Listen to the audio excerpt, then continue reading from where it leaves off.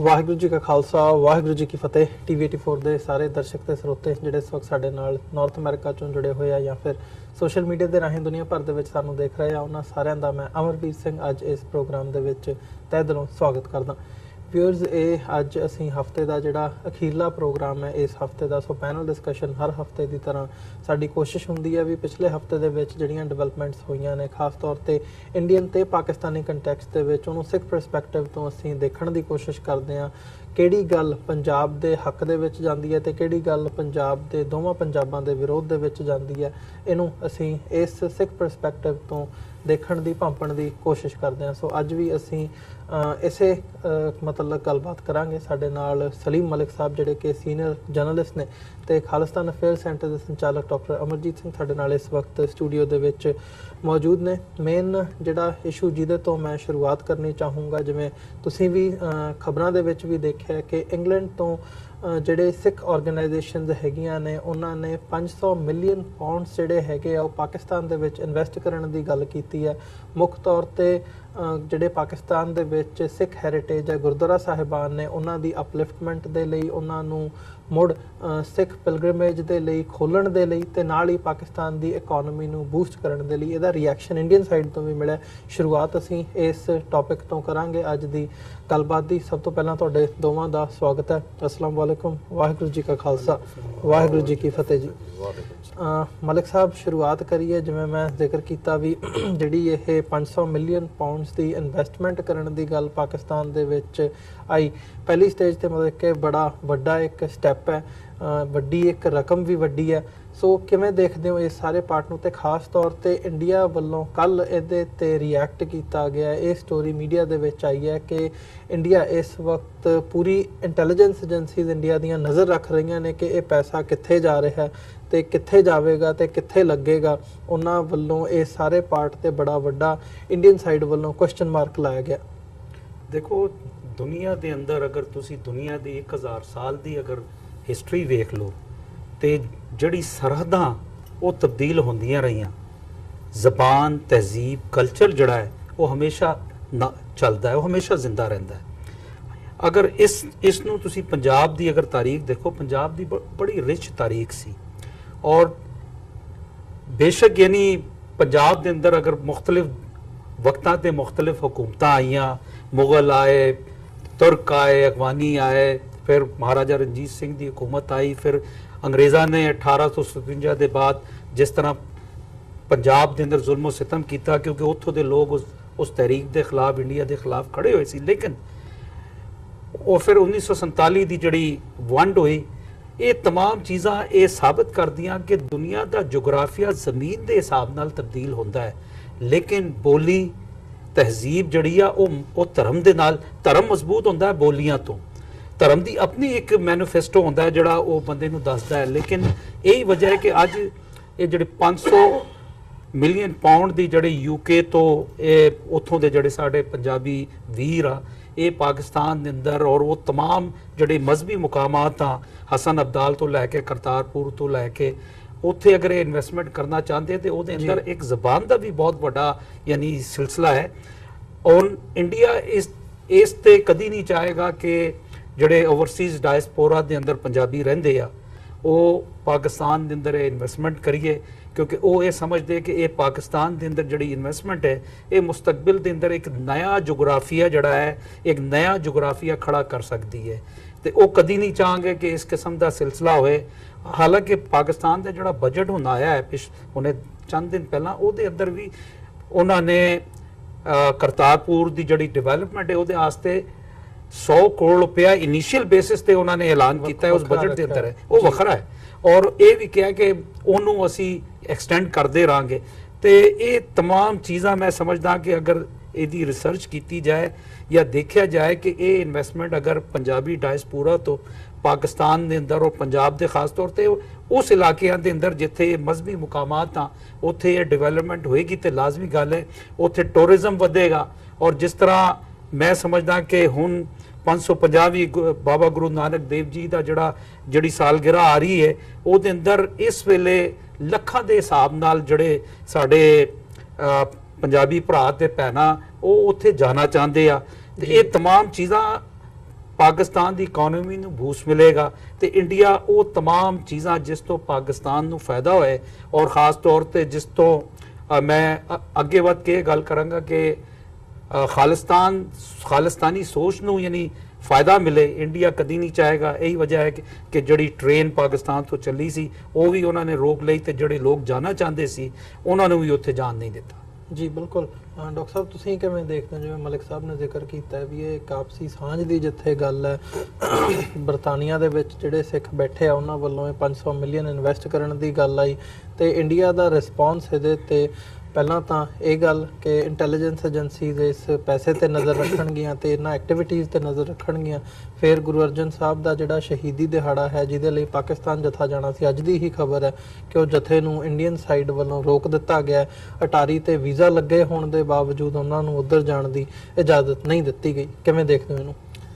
ਦੇਖੋ, ਸਭ ਤੋਂ ਪਹਿਲਾਂ ਤਾਂ ਮੈਂ ਉਹਨਾਂ ਵਿਊਅਰਸ ਲਈ ਜਿਨ੍ਹਾਂ ਨੂੰ ਇੰਗਲੈਂਡ ਵਾਲੀ ਖਬਰ ਦਾ ਵੇਰਵਾ ਜਾਂ ਡਿਟੇਲ ਨਹੀਂ ਪਤਾ, ਮੈਂ ਦੱਸਣਾ ਚਾਹੁੰਦਾ ਕਿ ਪਿਛਲੇ ਦਿਨਾਂ 'ਚ ਪਾਕਿਸਤਾਨ ਦੀ ਟੂਰਿਜ਼ਮ ਕਾਰਪੋਰੇਸ਼ਨ ਦੇ ਜਿਹੜੇ ਚੀਫ ਨੇ ਸੈਯਦ ਜ਼ੁਲਫਿਕਾਰ ਬੁਖਾਰੀ, ਉਹ ਆਪਣੀ ਟੀਮ ਦੇ ਨਾਲ ਇੰਗਲੈਂਡ ਦੇ ਵਿੱਚ ਆਏ, ਔਰ ਜ਼ਾਹਰ ਹੈ ਕਿ ਇਸ ਵੇਲੇ ਕਿਉਂਕਿ ਕਰਤਾਰਪੁਰ ਕੋਰੀਡੋਰ ਜਿਸ ਦਾ ਸੰਗੇ ਬੁਨਿਆਦ 28 ਨਵੰਬਰ 2018 ਨੂੰ ਰੱਖਿਆ ਗਿਆ, ਔਰ ਪਾਕਿਸਤਾਨ ਵਾਲੇ ਪਾਸੇ 80% ਤੋਂ ਜ਼ਿਆਦਾ ਕੰਮ ਮੁਕੰਮਲ ਹੋ ਚੁੱਕਾ ਹੈ।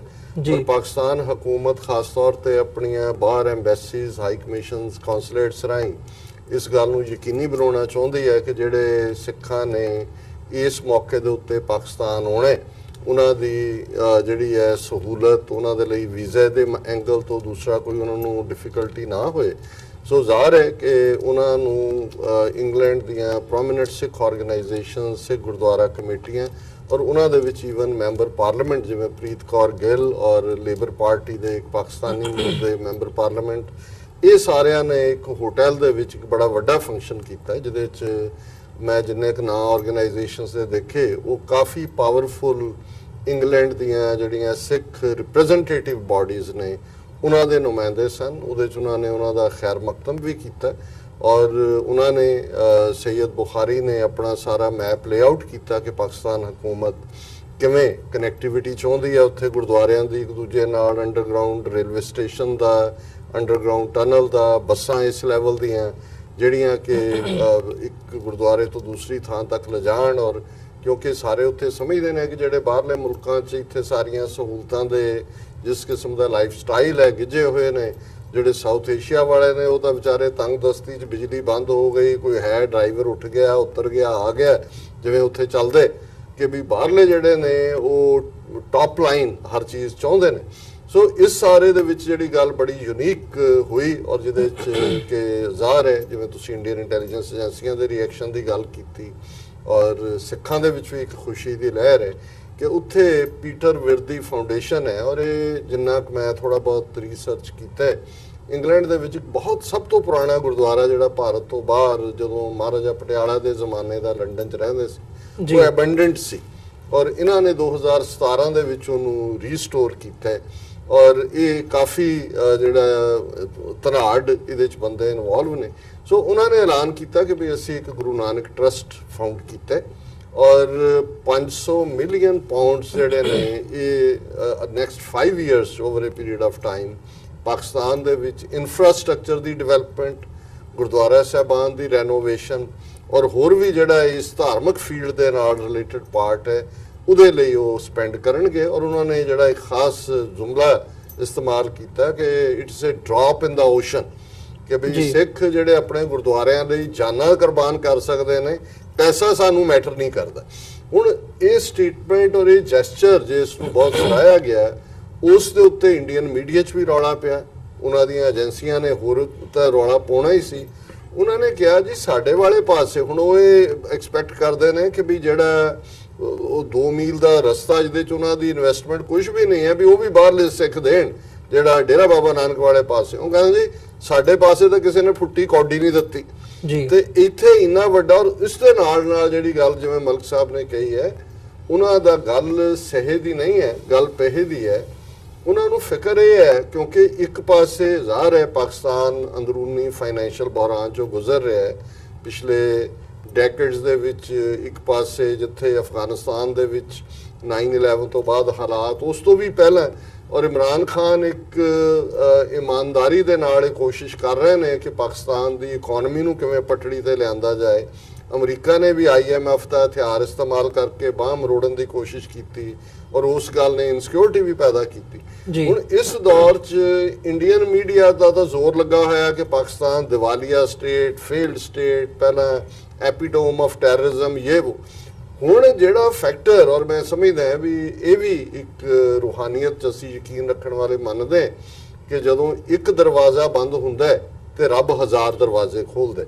ਔਰ ਅਸੀਂ ਸਮਝਦੇ ਹਾਂ ਕਿ ਜਿਸ ਇਮਾਨਦਾਰੀ ਨਾਲ ਇਮਰਾਨ ਖਾਨ ਹੋਰਾਂ ਨੇ ਇਹ ਜੈਸਚਰ ਸਿੱਖ ਕੌਮ ਦੀਆਂ 72 ਸਾਲ ਦੀਆਂ ਅਰਦਾਸਾਂ ਦੀ ਪੂਰਤੀ ਵੱਲ ਦਿੱਤੇ, ਜ਼ਾਹਰ ਹੈ ਕਿ ਇਹ ਜਿਹੜਾ ਫੈਕਟਰ ਹੈ ਕਿ ਸਿੱਖ ਇਨਵੈਸਟਮੈਂਟ ਉੱਥੇ ਔਰ ਡਾਇਸਪੋਰਾ ਸਿੱਖ, ਕਿਉਂਕਿ ਹੁਣ ਜੋ ਵੀ ਹੈ ਜਿਹੜੇ ਉੱਥੇ ਨੇ ਉਹ ਤਾਂ ਪਿੰਜਰੇ ਦੇ ਸਿੱਖ ਨੇ, ਉਹਨਾਂ ਨੇ ਉਹੀ ਕੁਝ ਕਹਿਣਾ। ਇੱਧਰ ਆ ਕੇ ਭਾਵੇਂ, ਮੈਨੂੰ ਯਾਦ ਹੈ ਕਿ ਪਾਕਿਸਤਾਨ ਦੇ ਇੱਕ ਆਫੀਸ਼ੀਅਲ ਇੱਕ ਵਾਰ ਉਹਨਾਂ ਨੇ ਸਾਡੇ ਇੱਕ ਮਿੱਤਰ ਨੂੰ ਕਿਹਾ, ਕਹਿੰਦੇ ਜਿਹੜੇ ਉਧਰੋਂ ਆਉਂਦੇ ਨੇ ਜਦੋਂ ਤੱਕ ਤੇ ਇੱਥੇ ਰਹਿੰਦੇ ਆ, ਜਦੋਂ ਆਪਸ 'ਚ ਬਹਿੰਦੇ ਨੇ, ਕਹਿੰਦੇ ਵੀ ਜੋ ਗੱਲਾਂ ਕਰਦੇ ਨੇ ਉਹ ਸਾਡਾ ਦਿਲ ਵੀ ਜਿੱਤ ਲੈਂਦੇ ਨੇ। ਕਹਿੰਦੇ ਜੋ ਹੀ ਵਾਹਗਾ ਲਾਈਨ ਕ੍ਰਾਸ ਕਰਦੇ ਨੇ ਉੱਥੇ ਬਿਆਨ ਹੋਰ ਦਿੱਤਾ ਹੁੰਦਾ। ਤੇ ਮੈਂ ਉਹਨਾਂ ਨੂੰ ਕਿਹਾ, ਮੈਂ ਕਿਹਾ ਜੀ ਇਹਨੂੰ ਕਹਿੰਦੇ ਨੇ ਕਿ ਵੀ ਆਪਣੇ ਆਪ ਨੂੰ ਬਚਾਉਣਾ। ਕੀ ਕਰਨ? ਉਹਨਾਂ ਦੀ ਕੈਪਟੀਵਿਟੀ ਦੇ ਵਿੱਚ ਨੇ, ਸੈਡੀਸ਼ਨ ਬਣਾ ਦੇਣਗੇ, ਦੇਸ਼ ਧਰੋਹ ਕਰ ਦੇਣਗੇ, ਰਾਤ ਨੂੰ ਛਾਪਾ ਮਾਰਨਗੇ ਜੀ ISI ਨੇ ਤੁਹਾਨੂੰ ਰਿਕਰੂਟ ਕਰ ਲਿਆ।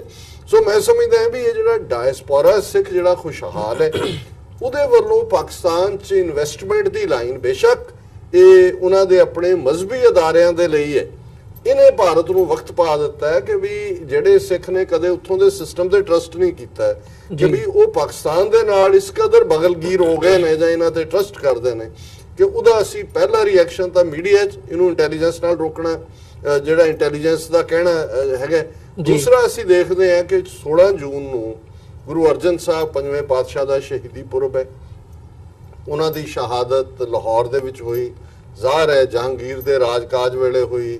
ਚੰਦੂ ਜਿਹੜਾ ਇੱਕ ਹਿੰਦੂ ਖੱਤਰੀ ਜਿਸ ਨੇ ਇਹ ਸਾਰੀ ਸਾਜ਼ਿਸ਼ ਨੂੰ ਅੱਗੇ ਤੋਰਿਆ, ਹਾਲਾਂਕਿ ਜਹਾਂਗੀਰ ਕੋਈ ਬਰੀ ਨਹੀਂ ਹੁੰਦਾ ਉਹ ਸਾਰੇ ਤੋਂ।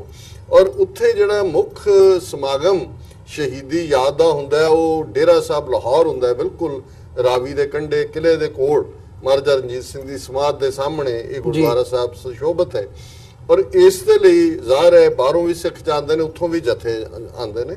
160 ਸਿੱਖਾਂ ਦਾ ਇੱਕ ਜਥਾ ਜਿਹਨੂੰ ਸ਼੍ਰੋਮਣੀ ਕਮੇਟੀ ਨਹੀਂ, ਕਿਉਂਕਿ ਉੱਥੇ ਹੁਣ ਹੋਰ ਆਰਗੇਨਾਈਜੇਸ਼ਨਸ ਵੀ ਐਕਟਿਵ ਨੇ ਜਿਹੜੀਆਂ ਜਥੇ ਲੈ ਕੇ ਜਾਂਦੀਆਂ ਔਰ ਜਿਨ੍ਹਾਂ ਨੂੰ ਅਪਰੂਵ ਕੀਤਾ ਜਾਂਦਾ ਹੈ। ਪਾਕਿਸਤਾਨ ਦਾ ਹਾਈ ਕਮਿਸ਼ਨ ਉੱਥੇ ਵੀਜ਼ੇ ਦੇਣ ਤੋਂ ਪਹਿਲਾਂ ਉਹਨਾਂ ਸਾਰਿਆਂ ਦੀ ਇੰਡੀਅਨ ਇੰਟੈਲੀਜੈਂਸ ਲੈਵਲ ਤੇ CID ਪੁਲਿਸ ਕਈ ਇਨਵੈਸਟੀਗੇਸ਼ਨਸ ਹੁੰਦੀਆਂ, ਕਈ ਵਾਰੀ ਵੱਡੀ ਗਿਣਤੀ 'ਚ ਰੋਕ ਲਿਆ ਜਾਂਦਾ, ਉਹਨਾਂ ਨੂੰ ਇੰਡੀਅਨ ਹੀ ਕਲੀਅਰ ਨਹੀਂ ਕਰਦਾ। ਹੁਣ ਉਹਨਾਂ ਦੇ ਵਿੱਚ ਮੈਂ ਦੇਖ ਰਿਹਾ ਸੀ ਬਹੁਤੇ ਬਜ਼ੁਰਗ ਨੇ, ਮਾਤਾਵਾਂ ਨੇ, ਉਹ ਅਟਾਰੀ ਪਹੁੰਚ ਗਏ। ਅੱਗੋਂ ਪਾਕਿਸਤਾਨ ਦੇ ਜਿਵੇਂ ਉਹਨਾਂ ਦਾ ਅਰੇਂਜਮੈਂਟ ਹੁੰਦਾ, ਉਹਨਾਂ ਦੀ ਗੱਡੀ ਵੀ ਲੈਣ ਲਈ ਆ ਗਈ। ਪਾਕਿਸਤਾਨ ਵਾਲੇ ਪਾਸੇ ਮੈਂ ਉਹ ਪਿਕਚਰ 'ਚ ਦੇਖਿਆ ਵੀ ਜਿਵੇਂ ਹੁੰਦਾ ਅੱਜ ਕੱਲ੍ਹ ਗਰਮੀਆਂ ਅੰਤਾਂ ਦੀ, ਉਹਨਾਂ ਨੇ ਸਾਰੀਆਂ ਕੋਲਡ ਡਰਿੰਕਸ ਲੰਗਰ ਦਾ ਪ੍ਰਬੰਧ ਵੀ ਸੀ। ਔਰ ਅਟਾਰੀ ਦੇ ਰੇਲਵੇ ਅਧਿਕਾਰੀ ਕਹਿੰਦੇ ਨੇ ਜੀ ਸਾਨੂੰ ministry of foreign affairs the clearance ਹੀ ਨਹੀਂ ਆਈ, ਇਸ ਲਈ ਅਸੀਂ ਉਹ ਟ੍ਰੇਨ ਪਾਕਿਸਤਾਨ ਦੀ ਇੱਧਰ ਨਹੀਂ ਆਣ ਦਿਆਂਗੇ। ਉਹ ਕੱਲ ਤੱਕ ਤਾਂ ਵਿਚਾਰੇ ਸਾਰੀ ਰਾਤ ਗੁਜ਼ਰ ਗਈ, ਦਿਨ ਗੁਜ਼ਰ ਗਿਆ। ਸੋ ਇਹ ਇੱਕ ਇੰਡੀਕੇਸ਼ਨ ਵੀ ਹੈ ਇਸ ਗੱਲ ਦੀ ਕਿ ਈਵਨ ਕਰਤਾਰਪੁਰ ਲਾਂਘਾ ਤੇ ਇਹਨਾਂ ਨੇ ਕੀ ਮੁਕੰਮਲ ਕਰਨਾ ਹੈ, ਮਹੀਨੇ ਤੋਂ 3 ਰਹਿ ਗਏ ਨੇ। ਉੱਥੇ 5 ਫੁੱਟ ਜਿਹੜਾ ਮਿੱਟੀ ਦਾ ਢੇਰ ਜ਼ਰੂਰ ਉੱਤੇ ਨੂੰ ਉਹਨਾਂ ਨੇ ਪੱਟ ਕੇ ਕੀਤਾ, ਹੋਰ ਉੱਥੇ ਅਜੇ ਕੋਈ ਨਹੀਂ ਹੈ ਡੇਰਾ ਬਾਬਾ ਨਾਨਕ ਵਾਲੇ ਪਾਸੇ। ਔਰ ਮੈਨੂੰ ਇਹ ਲੱਗਦਾ ਹੈ ਕਿ ਵੀ ਇਹ ਤਾਂ ਈਵਨ ਜਿਹੜੇ ਆਮ ਜਾਣ ਵਾਲੇ ਯਾਤਰੂ ਨੇ ਉਹਨਾਂ ਨੂੰ ਵੀ ਰੋਕਣ ਤੱਕ ਜਾਣਗੇ।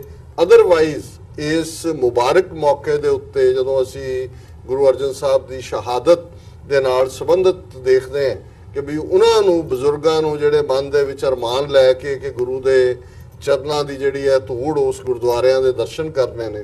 ਸੋ ਇਹ ਅਸੀਂ ਸਮਝ ਰਹੇ ਹਾਂ ਕਿ ਇਸ ਵੇਲੇ ਉਹਨਾਂ ਨੂੰ ਬੁਖਲਾਹਟ ਵੀ ਹੈ ਔਰ ਘਬਰਾਹਟ ਵੀ ਹੈ। ਔਰ ਜ਼ਾਹਰ ਹੈ ਆਉਣ ਵਾਲੇ ਦਿਨਾਂ 'ਚ ਇਹ ਵੀ ਮੈਨੂੰ ਕੋਈ ਹੈਰਾਨੀ ਨਹੀਂ ਹੋਏਗੀ ਕਿ ਇੰਗਲੈਂਡ ਦੀਆਂ ਜਿਹੜੀਆਂ ਸਿੱਖ ਆਰਗੇਨਾਈਜੇਸ਼ਨਸ ਨੇ ਉਹਨਾਂ ਦੇ ISI ਨਾਲ ਸੰਬੰਧ ਜੋੜ ਦੇਣ ਔਰ ਜਿਹੜੇ ਉਹਨਾਂ ਫੰਕਸ਼ਨਸ ਜਾਣ ਵਾਲੇ ਨੇ ਉਹਨਾਂ ਦੇ ਖਿਲਾਫ ਕੋਈ ਹੋਰ ਕਿਸੇ ਦਾ ਵੀਜ਼ਾ ਕੈਂਸਲ ਕਰਨ ਤੱਕ ਜਾਣ ਜਾਂ ਕੋਈ ਹੋਰ ਮਿਸ ਇਨਫੋਰਮੇਸ਼ਨ ਉਹਨਾਂ ਬਾਰੇ ਬ੍ਰਿਟਿਸ਼ ਗਵਰਨਮੈਂਟ ਨੂੰ ਦੇਣ, ਔਰ ਇਹ ਐਕਸਪੈਕਟਡ ਲਾਈਨ ਤੇ ਹੀ ਹੈ। ਜੀ ਮਲਿਕ ਸਾਹਿਬ, ਤੁਸੀਂ ਜਿਵੇਂ ਡਾਕਟਰ ਸਾਹਿਬ ਨੇ ਸਾਰੇ ਪਾਰਟ ਦਾ ਜ਼ਿਕਰ ਕੀਤਾ, ਵੇਰਵੇ ਦੇ ਨਾਲ ਜਾਣਕਾਰੀ ਦਿੱਤੀ ਹੈ, ਪਾਕਿਸਤਾਨੀ ਸਾਈਡ ਤੇ ਇਹਦਾ ਕੀ ਰਿਐਕਸ਼ਨ ਹੈ? ਜਿਹੜੀ ਇਹ ਖਬਰ ਆਈ ਹੈ ਵੀ ਇਨਵੈਸਟਮੈਂਟ ਦੀ ਇੰਗਲੈਂਡ ਦੇ ਸਿੱਖ ਪਾਕਿਸਤਾਨ ਦੇ ਵਿੱਚ ਕਰਨਗੇ, ਗੁਰਦੁਆਰਿਆਂ ਦੇ ਹਵਾਲੇ ਨਾਲ ਵੀ ਤੇ ਅਦਰਵਾਈਜ਼ ਇਨਫਰਾਸਟ੍ਰਕਚਰ ਡਿਵੈਲਪ ਕਰਨ ਦੇ ਹਵਾਲੇ ਨਾਲ ਵੀ, ਜਿਹੜੀ ਪਾਕਿਸਤਾਨ ਦੀ ਆਵਾਮ ਹੈ ਉਹਦੇ ਵਿੱਚ ਇਸ ਖਬਰ ਨੂੰ ਲੈ ਕੇ ਕੀ ਵਿਚਾਰ ਹੈਗੀ ਹੈ?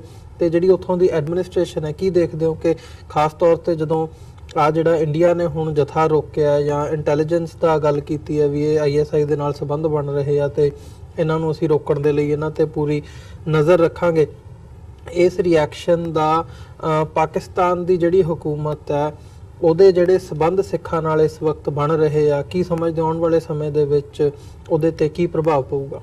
ਦੇਖੋ, ਮੈਂ ਪਾਕਿਸਤਾਨੀ ਪੰਜਾਬ ਗਵਰਨਮੈਂਟ ਦੀ ਸਟੇਟਮੈਂਟ ਪੜ੍ਹ ਲਿਆ ਸੀ।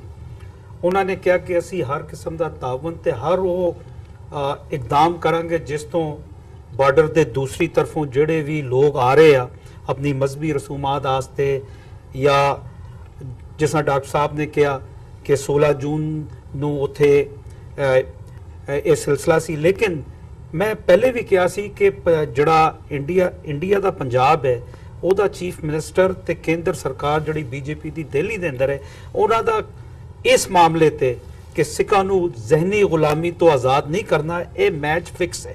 ਉਹ ਨਹੀਂ ਚਾਹੁੰਦੇ ਕਿ ਇਹ ਖੁੱਲੇ, ਕਿਉਂਕਿ ਉਹਦਾ ਸਬੂਤ ਹੈ ਕਿ ਅਗਰ ਤੁਸੀਂ ਹੁਣ ਤੇ ਸੋਸ਼ਲ ਮੀਡੀਆ ਦਾ ਜ਼ਮਾਨਾ ਹੈ, ਅਗਰ YouTube ਵੀ ਵੇਖੋ, ਪਾਕਿਸਤਾਨ ਨੇ ਜਿਹੜਾ ਰਾਵੀ ਦਾ ਉੱਥੇ ਵੀ ਪੁਲ ਤਕਰੀਬਨ ਜਿਹੜਾ ਹੈ ਉਹਦਾ ਮੋਰ ਦੈਨ 50% ਕੰਮ ਉਹ ਪੁਲ ਦਾ ਵੀ ਹੋ ਗਿਆ ਤੇ ਸਾਰੀ ਡਿਵੈਲਪਮੈਂਟ ਨਜ਼ਰ ਆਉਂਦੀ ਪਈ ਹੈ ਜੀ। ਅੱਛਾ, ਜਦੋਂ ਇਹ ਗੁੱਡਵਿਲ ਜਿਹੜੀ ਹੁੰਦੀ ਹੈ ਨਾ, ਲੋਕ ਪੈਸਾ ਕਿਉਂ ਖਰਚ ਕਰਾਂਗੇ? ਅਗਰ ਅੱਜ ਯੂਰਪ ਤੋਂ ਜਾਂ ਇੰਗਲੈਂਡ ਤੋਂ 500 ਮਿਲੀਅਨ ਪਾਉਂਡ ਦੀ ਇਹ ਜਿਹੜੀ ਇਨਵੈਸਟਮੈਂਟ ਹੋਣ ਜਾ ਰਹੀ ਆ, ਉਹ ਇੱਕ ਦਿਨ ਦੀ ਸੋਚ ਨਹੀਂ ਆ। ਪਿਛਲੇ ਨਵੰਬਰ ਤੋਂ ਲੈ ਕੇ ਹੁਣ ਤੱਕ ਅਗਰ ਤੁਸੀਂ ਦੇਖੋ, ਪਾਕਿਸਤਾਨ ਦੇ ਅੰਦਰ ਰੋਜ਼ਾਨਾ ਤੇ ਬੁਨਿਆਦ ਤੇ ਉੱਥੇ ਡਿਵੈਲਪਮੈਂਟ ਹੋ ਰਹੀ ਹੈ ਕਿ ਉਹਨਾਂ ਦੀ ਕੋਸ਼ਿਸ਼ ਹੈ ਕਿ ਨਵੰਬਰ ਤੋਂ ਪਹਿਲਾਂ ਜਿਹੜਾ ਵਾਅਦਾ ਪਾਕਿਸਤਾਨ ਦੇ ਪ੍ਰਧਾਨ ਮੰਤਰੀ ਇਮਰਾਨ ਖਾਨ ਨੇ ਕੀਤਾ ਹੈ, ਹੁਣ ਪੰਜਾਬ ਗਵਰਨਮੈਂਟ ਦੀ ਤੇ ਪਾਕਿਸਤਾਨ ਦੀ ਫੈਡਰਲ ਗਵਰਨਮੈਂਟ ਦੀ ਵੀ ਕੋਸ਼ਿਸ਼ ਹੈ ਕਿ ਅਸੀਂ ਉਸ ਵਾਅਦੇ ਨੂੰ ਅਸੀਂ ਪੂਰਾ ਕਰਕੇ ਵਿਖਾਈਏ। ਔਰ ਜਦੋਂ ਇਹ ਗੁੱਡਵਿਲ ਕਿਸੇ ਵੀ ਕੌਮ ਦੇ ਅੰਦਰ ਇਹ ਗੁੱਡਵਿਲ ਜਿਹੜੀ ਆ ਇਹ ਟਰਸਟਵਰਦੀ ਹੁੰਦੀ ਹੈ ਤੇ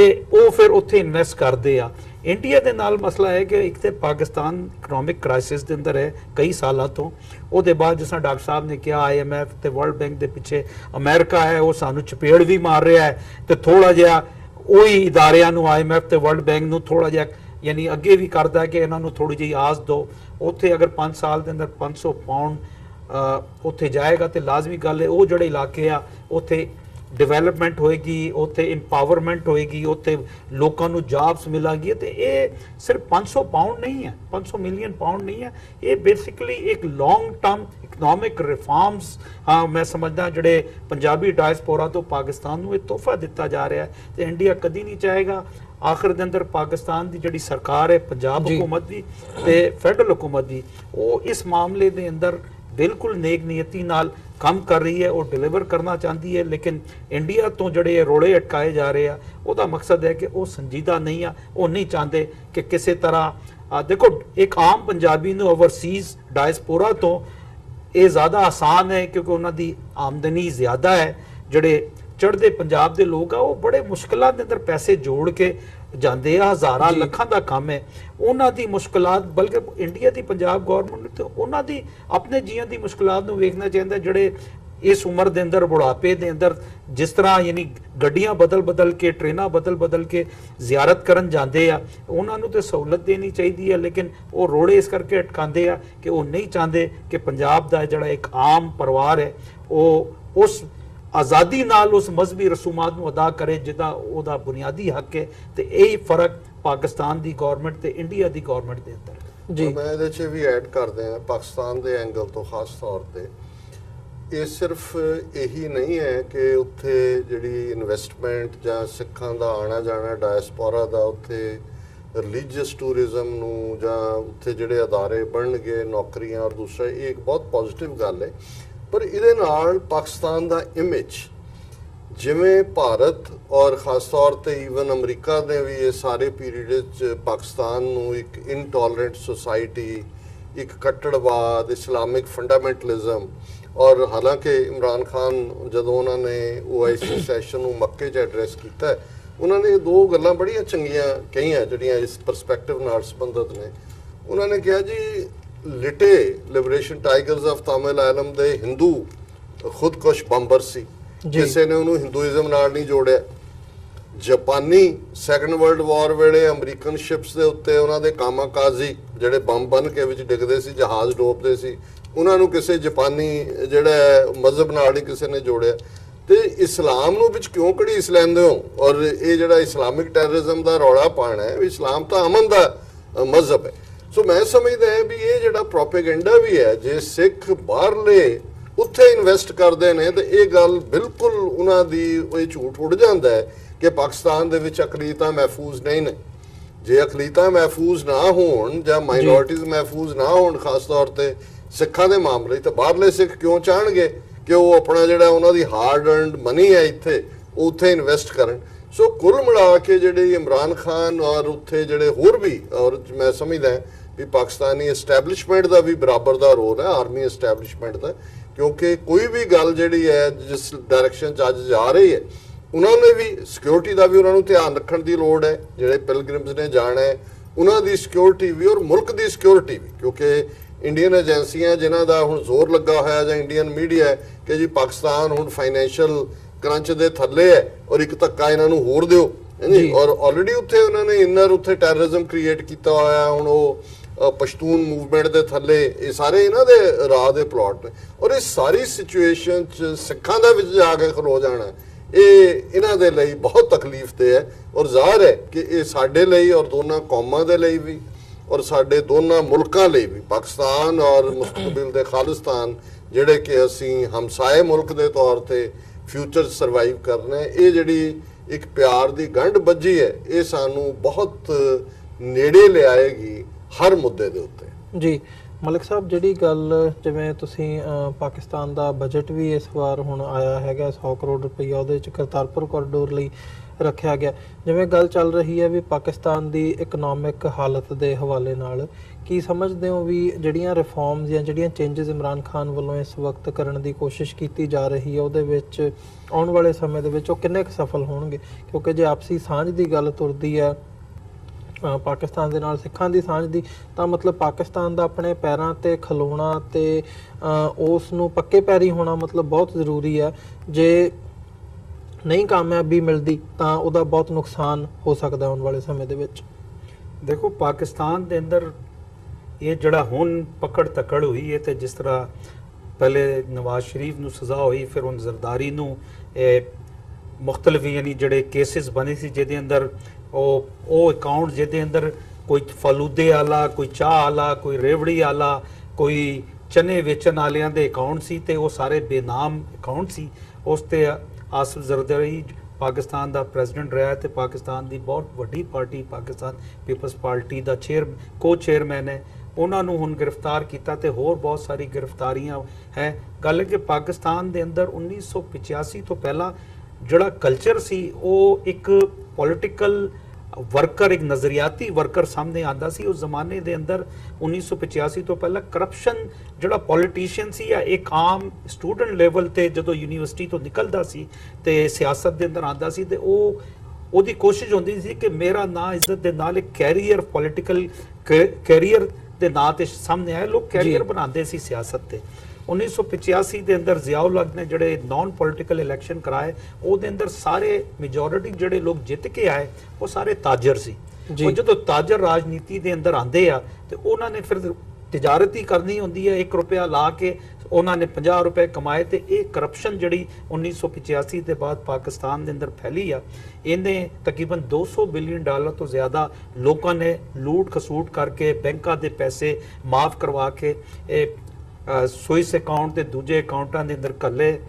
ਤੇ ਹੁਣ ਇਮਰਾਨ ਖਾਨ ਦੀ ਜਿਹੜੀ ਗਵਰਨਮੈਂਟ ਹੈ, ਉਹਨਾਂ ਦੀ ਕੋਸ਼ਿਸ਼ ਇਹ ਹੈ ਕਿ ਇੱਕ ਤੇ ਉਹ ਐਮਨਿਸਟੀ ਦੇ ਰਹੇ ਆ ਕਿ ਆਓ ਆਪਣਾ ਕਾਲਾ ਧਨ ਸਾਨੂੰ ਦੱਸੋ ਔਰ ਸਿਸਟਮ ਦੇ ਅੰਦਰ ਆਓ। ਤੇ ਪਾਕਿਸਤਾਨ ਦੇ ਅੰਦਰ ਚੂੰਕਿ ਜਿਹੜਾ ਟੈਰਿਫ ਹੈ ਲੋਕ ਟੈਕਸਾਂ ਦਾ, ਉਹ ਇੰਨਾ ਜ਼ਿਆਦਾ ਨਹੀਂ ਹੈ। ਤਕਰੀਬਨ ਕੋਈ 7 ਲੱਖ ਲੋਕ ਟੈਕਸ ਦਿੰਦੇ, ਉਹ ਵੀ ਜਿਹੜੇ ਹਕੂਮਤੀ EMPLOYEES ਹੁੰਦੇ ਆ ਬਦੋ ਬਦੀ ਉਹਨਾਂ ਦੀ ਤਨਖਾਹ ਤੋਂ ਕੱਟਿਆ ਜਾਂਦਾ ਹੈ। ਜਾਂ ਇੱਕ Aam Aadmi, middle class businessman, ਇਹ ਜਿਹੜੇ ਵੱਡੇ ਵੱਡੇ ਵਪਾਰੀ ਸੀ ਜਿਹੜੇ ਸਿਆਸਤ ਦੇ ਅੰਦਰ ਆ ਗਏ, ਇਹਨਾਂ ਨੇ ਮੁਲਕ ਨੂੰ ਨੁਕਸਾਨ ਪਹੁੰਚਾਇਆ, ਜਿਹਦੀ ਵਜ੍ਹਾ ਨਾਲ ਪਾਕਿਸਤਾਨ ਅੱਜ ਇਕਨੋਮਿਕ ਕ੍ਰਾਈਸਿਸ ਦੇ ਅੰਦਰ ਹੈ। ਤੇ ਮੈਂ ਸਮਝਦਾ ਅਗਰ ਇਮਰਾਨ ਖਾਨ ਦੀ ਹੁਕੂਮਤ ਜਾਂ ਕੋਈ ਵੀ ਇੱਕ ਸ਼ਫਾਫ ਅਕਾਊਂਟੇਬਿਲਿਟੀ ਲੈ ਕੇ ਆਏ, ਜਿਸ ਤਰ੍ਹਾਂ ਮੁਹੰਮਦ ਬਿਨ ਸਲਮਾਨ ਨੇ ਪਿਛਲੇ ਸਾਲ ਸਾਰੇ ਸ਼ਹਿਜ਼ਾਦੇ ਸਾਊਦੀ ਅਰਬ ਦੇ ਅੰਦਰ ਜੱਦਾ ਦੇ ਅੰਦਰ 5 ਸਟਾਰ ਹੋਟਲ ਦੇ ਅੰਦਰ ਬੰਦ ਕਰ ਦਿੱਤੇ ਸੀ, ਔਰ ਉਹਨਾਂ ਨੂੰ ਕਿਹਾ ਸੀ ਤੁਸੀਂ ਹੋਟਲ ਦੇ ਅੰਦਰ ਜੋ ਚਾਹੇ ਕਰੋ, ਉਹਨਾਂ ਨੂੰ ਕੈਬਰੇ ਵੀ ਮੁਹੱਈਆ ਕੀਤੇ, ਹਰ ਕਿਸਮ ਦੀ ਅਯਾਸ਼ੀ ਵੀ ਦਿੱਤੀ ਕਿ ਆ ਵਾਪਸ ਤੁਸੀਂ ਹੋਟਲ ਤੋਂ ਜਦੋਂ ਨਿਕਲੋਗੇ, ਜਦੋਂ ਤੁਸੀਂ ਜਿਹੜਾ ਬਿਲੀਅਨਸ ਆਫ ਡਾਲਰ ਦੂਜੇ ਮੁਲਕਾਂ ਦੇ ਅੰਦਰ ਲੈ ਕੇ ਗਏ ਵਾਪਸ ਆਣਗੇ। ਔਰ ਉਹ ਮੈਂ ਸਮਝਦਾ ਕਿ ਮੁਹੰਮਦ ਬਿਨ ਸਲਮਾਨ ਜਿਹੜਾ ਵਲੀ ਹੈ ਤੇ ਉਹਨੇ ਅਰਬਾਂ ਡਾਲਰ ਇੱਕ ਮੁਸ਼ਾਹਿਦੇ ਦੇ ਮੁਤਾबिक ਤਕਰੀਬਨ ਕੋਈ 400 ਬਿਲੀਅਨ ਡਾਲਰ ਜਿਹੜਾ ਹੈ ਸਾਊਦੀ ਹਕੂਮਤ ਵਾਪਸ ਲੈ ਕੇ ਆਈ ਸੀ। ਅਗਰ ਇਹ ਫਾਰਮੂਲਾ ਪਾਕਿਸਤਾਨ ਦੇ ਅੰਦਰ ਵੀ ਆਏਗਾ ਤੇ ਮੈਂ ਸਮਝਦਾ ਫਿਰ ਪਾਕਿਸਤਾਨ ਨੂੰ ਨਾ IMF ਦੀ ਲੋੜ ਪੈਗੀ, ਨਾ ਵਰਲਡ ਬੈਂਕ ਦੀ ਲੋੜ ਪੈਗੀ, ਨਾ ਸਾਨੂੰ ਇਹ ਕਸ਼ਕੋਲ ਲੈ ਕੇ 1-2 ਬਿਲੀਅਨ ਡਾਲਰ ਵਾਸਤੇ ਇੱਧਰ ਉੱਧਰ ਜਾਣਾ ਪਏਗਾ। ਔਰ ਜਿਸ ਕਿਸਮ ਦੀ ਇਨਵੈਸਟਮੈਂਟ ਹੁਣ ਸਾਡੇ ਪੰਜਾਬੀ ਵੀਰ UK ਤੋਂ ਯਾਨੀ ਜੋ ਉਹਨਾਂ ਦਾ ਪ੍ਰੋਗਰਾਮ ਹੈ, ਔਰ ਉਹਨਾਂ ਨੂੰ ਇਸ ਕਿਸਮ ਦੀ ਅਗਰ ਸਾਡੇ ਮੁਲਕ ਦੇ ਅੰਦਰ ਇਨਵੈਸਟਮੈਂਟ ਆਉਣਾ ਸ਼ੁਰੂ ਹੋ ਜਾਏ ਤੇ ਸਾਨੂੰ IMF ਦੀ ਤਰਫ ਵੇਖਣ ਦੀ ਲੋੜ ਨਹੀਂ ਹੈ। ਜੀ ਡਾਕਟਰ ਸਾਹਿਬ, ਜਿਵੇਂ ਇੰਡੀਆ ਤੇ ਪਾਕਿਸਤਾਨ ਦੇ ਰਿਲੇਸ਼ਨ ਦੀ ਵੀ ਗੱਲ ਕਰਦੇ ਹਾਂ ਤਾਂ ਜਦੋਂ ਹੁਣ ਜਿਹੜੀ ਇਹ ਸ਼ੰਘਾਈ ਕਾਰਪੋਰੇਸ਼ਨ ਸਮਿਟ ਹੋ ਰਹੀ ਹੈ ਕਿਰਗਿਸਤਾਨ ਦੇ ਵਿੱਚ, ਇਹਦੇ ਵਿੱਚ ਮਤਲਬ ਜਾਣ ਤੋਂ ਪਹਿਲਾਂ ਹੀ ਇੰਡੀਅਨ ਸਾਈਡ ਵੱਲੋਂ ਇਹ ਗੱਲ ਆਈ ਸੀ ਵੀ ਸਾਈਡ ਲਾਈਨਸ ਤੇ ਵੀ ਅਸੀਂ ਪਾਕਿਸਤਾਨ ਦੇ ਪ੍ਰਧਾਨ ਮੰਤਰੀ ਤੇ ਮੋਦੀ ਦੀ ਜਿਹੜੀ ਮੀਟਿੰਗ ਹੈ ਇਮਰਾਨ ਖਾਨ ਦੇ ਨਾਲ ਉਹ ਨਹੀਂ ਹੋਵੇਗੀ, ਉਹਨਾਂ ਪਹਿਲਾਂ ਹੀ ਡਿਕਲਾਈਨ ਕੀਤਾ ਸੀ। ਹੁਣ ਉਹ ਸਮਿਟ ਚੱਲ ਰਹੀ ਹੈ ਜਾਂ ਜਿਹੜੇ ਆਪਸੀ ਰਿਲੇਸ਼ਨਸ ਨੇ ਖਾਸ ਤੌਰ ਤੇ ਸਮਿਟ ਦੇ ਹਵਾਲੇ ਨਾਲ ਜਿਹੜੀਆਂ ਡਿਵੈਲਪਮੈਂਟਸ ਹੋ ਰਹੀਆਂ ਨੇ, ਕਿਵੇਂ ਦੇਖਦੇ ਹੋ ਆਪਸੀ ਰਿਲੇਸ਼ਨਸ ਕਿੱਧਰ ਨੂੰ ਜਾ ਰਹੇ ਆ? ਦੇਖੋ, ਦੂਸਰੇ ਵਰਲਡ ਵਾਰ ਤੋਂ ਬਾਅਦ ਯੂਨਾਈਟਿਡ ਨੇਸ਼ਨਸ ਹੋਂਦ ਦੇ ਵਿੱਚ ਆਈ, ਇਸ ਵੇਲੇ 193 ਦੇਸ਼ ਉਹਦੇ ਮੈਂਬਰ ਨੇ, ਔਰ ਫਿਰ ਕੁਝ ਡੈਕੇਡਸ ਬਾਅਦ ਇਹ ਮਹਿਸੂਸ ਕੀਤਾ ਗਿਆ ਕਿ ਯੂਨਾਈਟਿਡ ਨੇਸ਼ਨਸ ਵੀ ਜਿਹਦਾ 6-7 ਬਿਲੀਅਨ ਡਾਲਰ ਦਾ ਬਜਟ ਹੈ, ਇੱਕ ਵਾਈਟ ਐਲੀਫੈਂਟ ਬਣ ਗਈ ਹੈ। ਅਲਟੀਮੇਟਲੀ ਸਾਲ ਦੇ ਵਿੱਚ ਇੱਕ ਅੱਧੇ ਉਹਨਾਂ ਦਾ ਸੈਸ਼ਨ ਹੁੰਦਾ ਹੈ, ਗੱਲ ਕਰਾ ਕੇ ਬੈਠ ਕੇ ਤੁਰ ਜਾਂਦੇ ਨੇ। ਕੋਈ ਦੁਨੀਆ ਦੇ ਵਿੱਚ ਇਨਫਲੂਐਂਸ਼ੀਅਲ ਇੰਪੈਕਟ ਨਹੀਂ ਹੈ, ਕਿਉਂਕਿ UN ਦੇ ਹੁੰਦਿਆਂ ਹੀ ਕੋਰੀਅਨ ਵਾਰ ਵੀ ਹੋਈ, ਵਿਤਨਾਮ ਵਾਰ ਵੀ ਹੋਈ, ਰਵਾਂਡਾ ਜੈਨੋਸਾਈਡ ਵੀ ਹੋਇਆ, ਬੋਸਨੀਆ ਵੀ ਹੋਇਆ, ਹੁਣ ਅਸੀਂ ਅਫਗਾਨਿਸਤਾਨ ਵੀ ਦੇਖਦੇ ਹਾਂ। ਫਿਰ ਅਮਰੀਕਾ ਨੇ ਐਰੋਡ ਕੀਤਾ ਉਹਦੀ ਅਥਾਰਟੀ ਨੂੰ ਜਦੋਂ UN ਸਿਕਿਉਰਿਟੀ ਕਾਉਂਸਲ ਨੂੰ ਫਲਾਊਟ ਕਰਕੇ ਫੌਜ ਇਰਾਕ ਦੇ ਵਿੱਚ ਭੇਜੀ। So over a period of time ਇੱਕ ਇਸ਼ੂ ਜਿਹੜਾ ਇਹਨਾਂ 60-70 ਸਾਲ 'ਚ ਡਿਵੈਲਪ ਹੋਇਆ ਹੈ ਕਿ ਜਿਹੜੇ ਰੀਜਨਲ ਦੇਸ਼ ਨੇ, ਜਿਸ ਖਿੱਤੇ ਦੇ ਵਿੱਚ ਤੁਸੀਂ ਹੈਗੇ ਹੋ, ਜੇ ਉਹਨਾਂ ਦੀਆਂ ਕੋਈ ਬਾਡੀਜ਼ ਆਪਸ ਦੇ ਵਿੱਚ ਬਣਨ, ਇਕਨੋਮਿਕਲ ਐਂਗਲ ਤੋਂ ਵੀ ਉਹ ਬੈਨੀਫੀਸ਼ੀਅਲ ਹੋਏਗਾ, ਇੱਕ ਦੂਸਰੇ ਨਾਲ ਪਰਸਨ ਟੂ ਪਰਸਨ ਕੰਟੈਕਟ ਵੀ ਵਧਣਗੇ। ਸੋ ਬਹੁਤ ਸਾਰੀਆਂ ਜਿਹੜੀਆਂ ਬਾਡੀਜ਼ ਉਹ ਅਫਰੀਕਨ ਯੂਨੀਅਨ, ਯੂਰਪੀਅਨ ਯੂਨੀਅਨ ਵੀ ਉਸੇ ਤੋਂ ਹੀ ਨਿਕਲੀ, ਕਿਉਂਕਿ ਅਲਟੀਮੇਟਲੀ ਉਹਨਾਂ ਨੂੰ ਵੀ ਲੱਗਿਆ ਵੀ ਅਸੀਂ ਆਪਣੇ ਖਿੱਤੇ 'ਚ ਗੱਲ ਕਰੀਏ।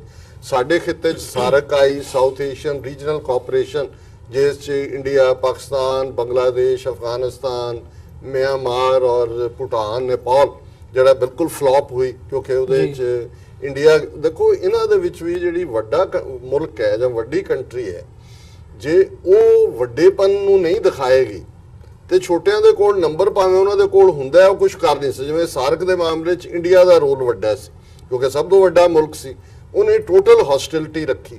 ਸੋ ਇਸੇ ਤਰ੍ਹਾਂ ਜਿਹੜੀ ਇਹ ਸ਼ੰਘਾਈ ਕਾਰਪੋਰੇਸ਼ਨ ਦੇ ਨਾਂ ਥੱਲੇ ਜਿਹੜੀ ਸਮਿਟ ਇਸ ਵੇਲੇ ਕਿਰਗਿਸਤਾਨ ਦੇ ਵਿੱਚ ਹੋ ਰਹੀ ਹੈ, ਔਰ ਕਿਰਗਿਸਤਾਨ ਇੱਕ ਛੋਟਾ ਜਿਹਾ ਮੁਲਕ ਹੈ, ਕਿਸੇ ਵੇਲੇ ਅਮਰੀਕਾ ਦਾ, ਸੋਵੀਅਤ ਯੂਨੀਅਨ ਦਾ ਇਹ ਹਿੱਸਾ ਸੀ, ਇਹਨੂੰ ਹੀ ਇਸ ਖਿੱਤੇ ਨੂੰ ਉੱਥੋਂ ਦਾ ਸਵਿਟਜ਼ਰਲੈਂਡ ਕਿਹਾ ਜਾਂਦਾ ਸੀ, ਸੋਵੀਅਤ ਯੂਨੀਅਨ ਦਾ। ਪਹਾੜੀਆਂ ਨੇ, ਖੂਬਸੂਰਤ ਇਲਾਕਾ ਹੈ, ਪਰ ਅੱਜ ਵੀ ਤੁਸੀਂ ਉੱਥੇ ਉਹੀ ਗਰੀਬੀ ਔਰ ਦੂਸਰੀ ਲਾਈਫ ਸਟਾਈਲ ਦੇਖਦੇ ਹੋ। ਹਾਲਾਂਕਿ ਤਹਿਜ਼ੀਬੀ ਤੌਰ ਤੇ ਬੜਾ ਰਿਚ ਮੁਲਕ ਹੈ। ਔਰ ਮੈਂ ਮਲਕ ਸਾਹਿਬ ਨਾਲ ਗੱਲ ਕਰ ਰਿਹਾ ਸੀ ਸ਼ੁਰੂ ਹੋਣ ਤੋਂ ਪਹਿਲਾਂ ਸ਼ੋਅ, ਕਿ ਜਿਹੜਾ ਨੇ ਚਿਸ਼ਤੀ ਸਿਲਸਿਲਾ, ਜਦੋਂ ਅਸੀਂ ਸੂਫੀ ਇਸਲਾਮ ਦੇ ਹਵਾਲੇ ਨਾਲ ਦੇਖਦੇ ਹਾਂ, ਜਿਨ੍ਹਾਂ ਚੋਂ ਬਾਬਾ ਫਰੀਦ ਹੋਏ, ਜਿਨ੍ਹਾਂ ਦਾ ਕਲਾਮ ਗੁਰੂ ਗ੍ਰੰਥ ਸਾਹਿਬ 'ਚ ਦਰਜ ਹੈ, ਸੋ ਉਹਦੀ ਸ਼ੁਰੂਆਤ ਕਰਨ ਵਾਲੇ ਜਿਹੜੇ ਬਖਤਾਰ ਕਾਕੀ ਨੇ ਦਿੱਲੀ ਦੇ ਵਿੱਚ, ਜਿਨ੍ਹਾਂ ਦਾ ਮਹਿਰੋਲੀ 'ਚ ਅੱਜ ਵੀ ਉਰਸ ਮਨਾਇਆ ਜਾਂਦਾ, ਉਹਨਾਂ ਦਾ ਸੰਬੰਧ ਕਿਰਗਿਸਤਾਨ ਨਾਲ ਸੀ। ਸੋ ਜ਼ਾਹਰਾ ਤੌਰ ਦੇ ਉੱਤੇ ਇਹਦੇ 'ਚ ਜਿਹੜਾ ਪ੍ਰੋਮੀਨੈਂਟ ਮੁਲਕ ਹੈ ਉਹ ਚਾਈਨਾ ਹੈ, ਔਰ ਇਹਦੇ 'ਚ ਕੋਈ ਸ਼ੱਕ ਨਹੀਂ ਹੈ ਕਿ ਚਾਈਨਾ ਨੇ ਕਾਫੀ ਕਿਰਗਿਸਤਾਨ ਦੇ ਲਈ ਡਿਵੈਲਪਮੈਂਟ ਵੀ ਦੇ ਵਿੱਚ ਵੀ ਕਾਫੀ ਇਨਵੈਸਟ ਕੀਤੀ ਹੈ ਮਨੀ।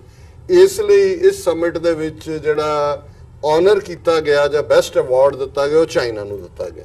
ਜ਼ਾਹਰ ਹੈ ਉਹਦੇ 'ਚ ਇੰਡੀਆ ਵੀ, ਮੋਦੀ ਵੀ ਹੈ, ਇਮਰਾਨ ਖਾਨ ਵੀ ਨੇ, ਔਰ ਹੋਰ ਮੁਲਕ ਵੀ ਜਿਹੜੇ ਇਸ ਦੇ ਵਿੱਚ ਨੇ। ਹੁਣ ਉਹਦੇ 'ਚ ਐਰੋਗੈਂਸ, ਹੁਣ ਗੱਲ ਅਸੀਂ ਜਦੋਂ ਇੰਡੀਆ ਦੀ ਦੇਖਦੇ ਆਂ ਵੀ ਇੱਕ ਤਾਂ ਉਹ ਮੇਰੇ ਉਹ ਜ਼ਿਹਨ ਚੋਂ ਆ ਰਿਹਾ ਵੀ ਕਿਆ ਪਿੱਦੀ ਕਾ ਸ਼ੋਰਬਾ, ਕਿ ਵੀ ਤੁਹਾਡੇ ਹੁਣ ਇਹ ਬੜਾ ਆਪਣੇ ਆਪ ਨੂੰ ਡਿਵੈਲਪਿੰਗ ਕੰਟਰੀ ਤਾਂ ਉਹ ਇਹਨਾਂ ਦੀ ਫੂਕ ਇੱਕ ਨੇ ਕੱਢੀ। ਅੱਜ ਹੀ ਟੈਲੀਗ੍ਰਾਫ ਦੇ ਵਿੱਚ ਇੱਕ ਆਰਟੀਕਲ ਹੈ ਕਿ ਜਿਹੜਾ ਇਹ 2011 ਤੋਂ 16 ਤੱਕ ਵੀ ਇਹਨਾਂ ਨੇ ਝੂਠ ਬੋਲਿਆ ਕਿ ਇਕਨੋਮੀ ਸਾਡੀ 7% ਤੇ ਫਲਾਣੀ ਗਰੋਥ ਹੋਈ, ਉਹ ਆਇਆ ਕਿ ਵੀ 4% ਵੀ ਨਹੀਂ ਹੈ। ਉਹ ਸਾਰਾ ਡਾਟਾ ਹੀ ਜਿਹੜਾ ਉਸ ਕਿਸਮ ਦਾ ਗੜਬੜ ਗਰਾਊਂਡ ਤੇ ਨਜ਼ਰ ਆ ਰਿਹਾ। ਜੇ ਇਕਨੋਮੀ ਗਰੋ ਹੁੰਦੀ ਹੈ ਅਨਐਮਪਲੋਇਮੈਂਟ ਨਹੀਂ ਵੱਧਦੀ, ਲੋਕ ਸੁਸਾਈਡ ਨਹੀਂ ਵੱਧਦੇ ਫਾਰਮਰਸ ਦੇ। ਸੋ ਲੇਕਿਨ ਉਹਨਾਂ ਨੇ ਆਪਣਾ ਝੂਠ ਵੇਚ ਕੇ ਫਿਰ ਆਪਣੇ ਆਪ ਨੂੰ ਇਸ ਕਿਸਮ ਦਾ ਬਣਾ ਦਿੱਤਾ ਹੈ। ਹੁਣ ਅੱਜ ਵੀ ਜਦੋਂ ਆਇਆ ਜੀ ਮੋਦੀ ਨੇ $200 ਮਿਲੀਅਨ ਦੀ ਕ੍ਰੈਡਿਟ ਲਾਈਨ ਦਿੱਤੀ ਹੈ ਕਿਰਗਿਸਤਾਨ ਦੇ ਪ੍ਰੈਜ਼ੀਡੈਂਟ ਨੂੰ। ਸੋ ਉਸ ਐਰੋਗੈਂਸ ਚੋਂ ਹੀ ਜਿਹੜਾ ਉਹਨਾਂ ਦਾ ਵਰਤਾਰਾ ਪਾਕਿਸਤਾਨ ਪ੍ਰਤੀ ਨਿਕਲਿਆ। ਔਰ ਮੈਂ ਸਮਝਦਾ ਵੀ ਕੱਲੀ ਇਹ ਗੱਲ ਨਹੀਂ ਹੈ, ਪਹਿਲਾਂ ਮੈਂ ਤਾਂ ਕਿਉਂਕਿ ਕਈ ਵਾਰੀ ਇਹ ਹੁੰਦਾ ਵੀ ਤੁਸੀਂ ਸੈਂਟਰ ਦੇਖਦੇ ਹੋ, ਕਈ ਵਾਰੀ ਹੁੰਦਾ ਤੁਸੀਂ ਸਾਈਡ ਤੇ ਦੇਖਦੇ। ਹੁਣ OIC ਦੀ ਜਿਹੜੀ ਹੈ ਉਹਨਾਂ ਦੀ ਸਮਿਟ ਮੱਕੇ 'ਚ ਹੋਈ, ਇਮਰਾਨ ਖਾਨ ਦੀ ਸਭ ਤੋਂ ਬੈਸਟ ਸਪੀਚ ਸੀ। ਉਹਨੇ ਇਸਲਾਮਿਕ ਕੰਟਰੀਜ਼ ਨੂੰ ਵੀ ਜਿਹੜਾ ਅਟਰੈਕਟ ਕੀਤਾ, ਉਹਨਾਂ ਨੇ ਜਿਹੜਾ ਖੁੱਲ ਕੇ ਕਸ਼ਮੀਰ ਦੀ ਗੱਲ ਵੀ ਕੀਤੀ, ਫਲਸਤੀਨ ਦੀ ਵੀ ਗੱਲ ਕੀਤੀ। ਪਰ ਇੰਡੀਅਨ ਮੀਡੀਆ ਔਰ ਉਹਨਾਂ ਦੀ ਤੁਸੀਂ ਜਿਹੜੀ ਕਵਰੇਜ ਸੀ ਕਿ ਜੀ ਉਹ ਜਦੋਂ ਕਿੰਗ ਨੂੰ ਮਿਲੇ ਉੱਥੇ ਰੁਕੇ ਨਹੀਂ, ਉਹਦੇ ਵੱਲ ਨਹੀਂ ਦੇਖਿਆ, ਇੱਕਦਮ ਵਾਕ ਅਵੇ ਕਰ ਲਿਆ, ਉਹਨੂੰ ਟਵਿੱਟਰ ਹੈਂਡਲ ਤੇ ਚਲਾ ਦਿੱਤਾ। ਹੁਣ ਈਵਨ ਇਹ ਕਿਰਗਿਸਤਾਨ ਵਾਲੀ ਸਮਿਟ ਨੂੰ ਲੈ ਕੇ ਵੀ ਇਹ ਹੈ ਜੀ ਕਿ ਜਦੋਂ ਸਾਰੇ ਖਲੋਤੇ ਤੇ ਇਮਰਾਨ ਖਾਨ ਬੈਠੇ ਰਹੇ, ਉਹ ਸਿਰਫ ਜਦੋਂ ਉਹਨਾਂ ਦਾ ਨਾਮ ਬੋਲਿਆ ਖਲੋ। ਮੈਂ ਕਿਹਾ ਵੀ ਤੁਹਾਡੇ ਇਸ ਬੰਦੇ ਨੂੰ ਤਾਂ ਖਲੋਣ ਬਹਿਣ ਦੀ ਤਹਿਜ਼ੀਬ ਨਹੀਂ ਹੈ। ਇਮਰਾਨ ਖਾਨ ਦਾ ਤਾਂ ਜਨਮ ਹੀ ਉਹ born with a silver spoon in his mouth, best school 'ਚ, ਬੈਸਟ ਇੰਗਲੈਂਡ ਦੀਆਂ ਯੂਨੀਵਰਸਿਟੀਜ਼ 'ਚ, ਔਰ ਜਿਨ੍ਹਾਂ ਜ਼ਮਾਨਿਆਂ 'ਚ ਉੱਥੇ ਕਿਸੇ ਨੂੰ ਸੂਟ ਨਸੀਬ ਨਹੀਂ ਸੀ ਹੁੰਦਾ, ਇਮਰਾਨ ਖਾਨ ਦੁਨੀਆ ਦੇ ਵਿੱਚ ਫੈਸ਼ਨ ਦਾ ਟ੍ਰੈਂਡ ਸੈਟ। ਉਸ ਤੋਂ ਵੱਧ ਕੇ ਕੌਣ ਜਾਣਦਾ ਮੈਨਰਿਜ਼ਮ ਕੀ ਹੈ, ਐਟੀਕੇਟ ਕੀ ਹੈ, ਉਹਦੇ 'ਚ ਕੋਈ ਜਿਹੜਾ ਕੰਪਲੈਕਸ ਨਹੀਂ ਹੈ। ਜਿਵੇਂ ਇਹ ਕੰਪਲੈਕਸ ਦਾ ਮਾਰਿਆ ਓਬਾਮਾ ਆਇਆ ਉੱਥੇ ਤੇ 2 ਲੱਖ ਦਾ ਸੂਟ ਪਾਇਆ ਹੋਇਆ, NMNM ਲਿਖਿਆ ਹੋਇਆ ਉੱਤੋਂ ਥੱਲੇ ਤੱਕ ਨਰਿੰਦਰ ਮੋਦੀ। ਸੋ ਮੈਂ ਇਹ ਇਸ ਲਈ ਪੁਆਇੰਟ ਆਊਟ ਕਰ ਰਿਹਾ ਕਿਉਂਕਿ ਇਹਨੂੰ ਕਿਸੇ ਨੇ ਡਿਸਕਸ ਨਹੀਂ ਕਰਨਾ ਇਹਨਾਂ ਗੱਲਾਂ ਨੂੰ ਕਿ ਇਹ ਇਹਨਾਂ ਦੀ ਜ਼ਹਿਨੀਅਤ ਹੈ, ਇਹ ਇਹਨਾਂ ਦੀ ਜ਼ਹਿਨੀਅਤ ਸ਼ੋਅ ਕਰਦਾ ਹੈ। ਹਾਲਾਂਕਿ ਇਮਰਾਨ ਖਾਨ ਇਸ ਪੀਰੀਅਡ ਜਦੋਂ ਦੇ ਮੋਦੀ ਨੇ ਸਹੁੰ ਚੁੱਕੀ ਹੈ 2 ਵਾਰ ਉਹਨਾਂ ਨੇ ਚਿੱਠੀ ਲਿਖੀ ਹੈ। ਹੁਣ ਮੈਨੂੰ ਵੀ ਚੁਭਣ ਲੱਗ ਗਿਆ ਕਿ ਵੀ ਤੁਸੀਂ ਕਿਉਂ ਤਰਲੇ ਕਰ ਰਹੇ ਹੋ।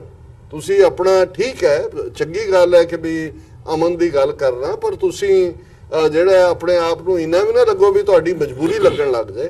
ਸੋ ਮੈਂ ਸਮਝਦਾ ਵੀ ਇਹਨਾਂ ਨੇ ਪਹਿਲਾਂ ਹੀ ਕਿਹਾ ਸੀ ਜੀ ਕੋਈ ਮੀਟਿੰਗ ਨਹੀਂ ਹੋਏਗੀ, ਸਾਈਡ ਲਾਈਨਸ ਤੇ ਇਹ ਉਹ। ਲੇਕਿਨ ਅੱਜ ਮੈਂ ਚਲਦੇ ਖਬਰ ਦੇਖੀ ਹੈ ਜੀ ਕਿ ਦੇ ਐਕਸਚੇਂਜਡ ਪਲੇਜ਼ੈਂਟਰੀਜ਼, ਸਾਹਮਣੇ ਹੋਏ ਹੋਣਗੇ, ਉਹਨਾਂ ਨੇ ਜਿਹੜਾ ਇੱਕ ਦੂਜੇ ਨੂੰ ਵਿਸ਼ ਕੀਤਾ ਹੋਏਗਾ, ਇੰਨਾ ਕੀ ਹੋਏਗਾ।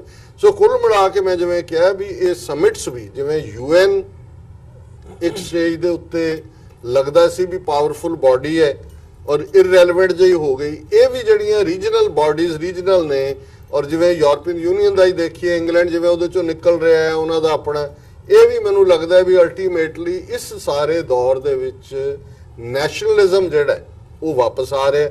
ਔਰ ਉਹੀ ਟ੍ਰੈਂਡ ਜੇ ਅਮਰੀਕਾ 'ਚ ਦੇਖੀਏ ਟਰੰਪ ਦਾ, ਯੂਰਪ ਦੇ ਵਿੱਚ ਜਿਹੜੀਆਂ ਪਾਵਰਸ ਆਈਆਂ, ਮੋਦੀ ਕਿਹੜੇ ਰੀਜਨਲਿਜ਼ਮ ਨੂੰ ਲੈ ਕੇ ਜਿੱਤਿਆ, ਐਕਸਟ੍ਰੀਮ ਹਿੰਦੂਇਜ਼ਮ ਨੂੰ ਜਿਹੜਾ ਕਰਕੇ। ਔਰ ਇਸ ਸਾਰੇ ਡੈਜ਼ਰਟ ਦੇ ਵਿੱਚ ਮੈਂ ਸਮਝਦਾ ਵੀ ਸਾਡੇ ਸਾਊਥ ਏਸ਼ੀਅਨ ਕੰਟੈਕਸਟ ਜੇ ਕੋਈ ਓਏਸਿਸ ਹੈ, ਕੋਈ ਨਖਲਸਤਾਨ ਹੈ, ਤਾਂ ਉਹ ਇਮਰਾਨ ਖਾਨ ਦੀ ਸੋਚ ਹੈ, ਜਿਹੜਾ ਸਮਝਦਾ ਹੈ ਕਿ ਵੀ ਟਕਰਾ ਕਿਤੇ ਨਹੀਂ ਲੈ ਕੇ ਜਾਂਦਾ।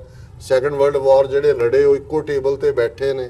ਅਲਟੀਮੇਟਲੀ ਉਹ ਬਾਰ-ਬਾਰ ਕਹਿ ਰਿਹਾ ਵੀ ਇਹ ਛੱਡੀਏ, ਗੱਲਬਾਤ ਰਾਹੀਂ ਮਸਲੇ ਹੱਲ ਕਰੀਏ, ਤੇ ਜਿਹੜੀ ਅਸਲੀ ਵਾਰ ਹੈ ਸਾਡੀ ਉਹ ਅਗੇਂਸਟ ਪਾਵਰਟੀ, ਇਲਿਟਰੇਸੀ, ਅਨਐਜੂਕੇਸ਼ਨ, ਅਨਇੰਪਲੋਇਮੈਂਟ, ਇਹਦੇ ਖਿਲਾਫ ਹੋਏ।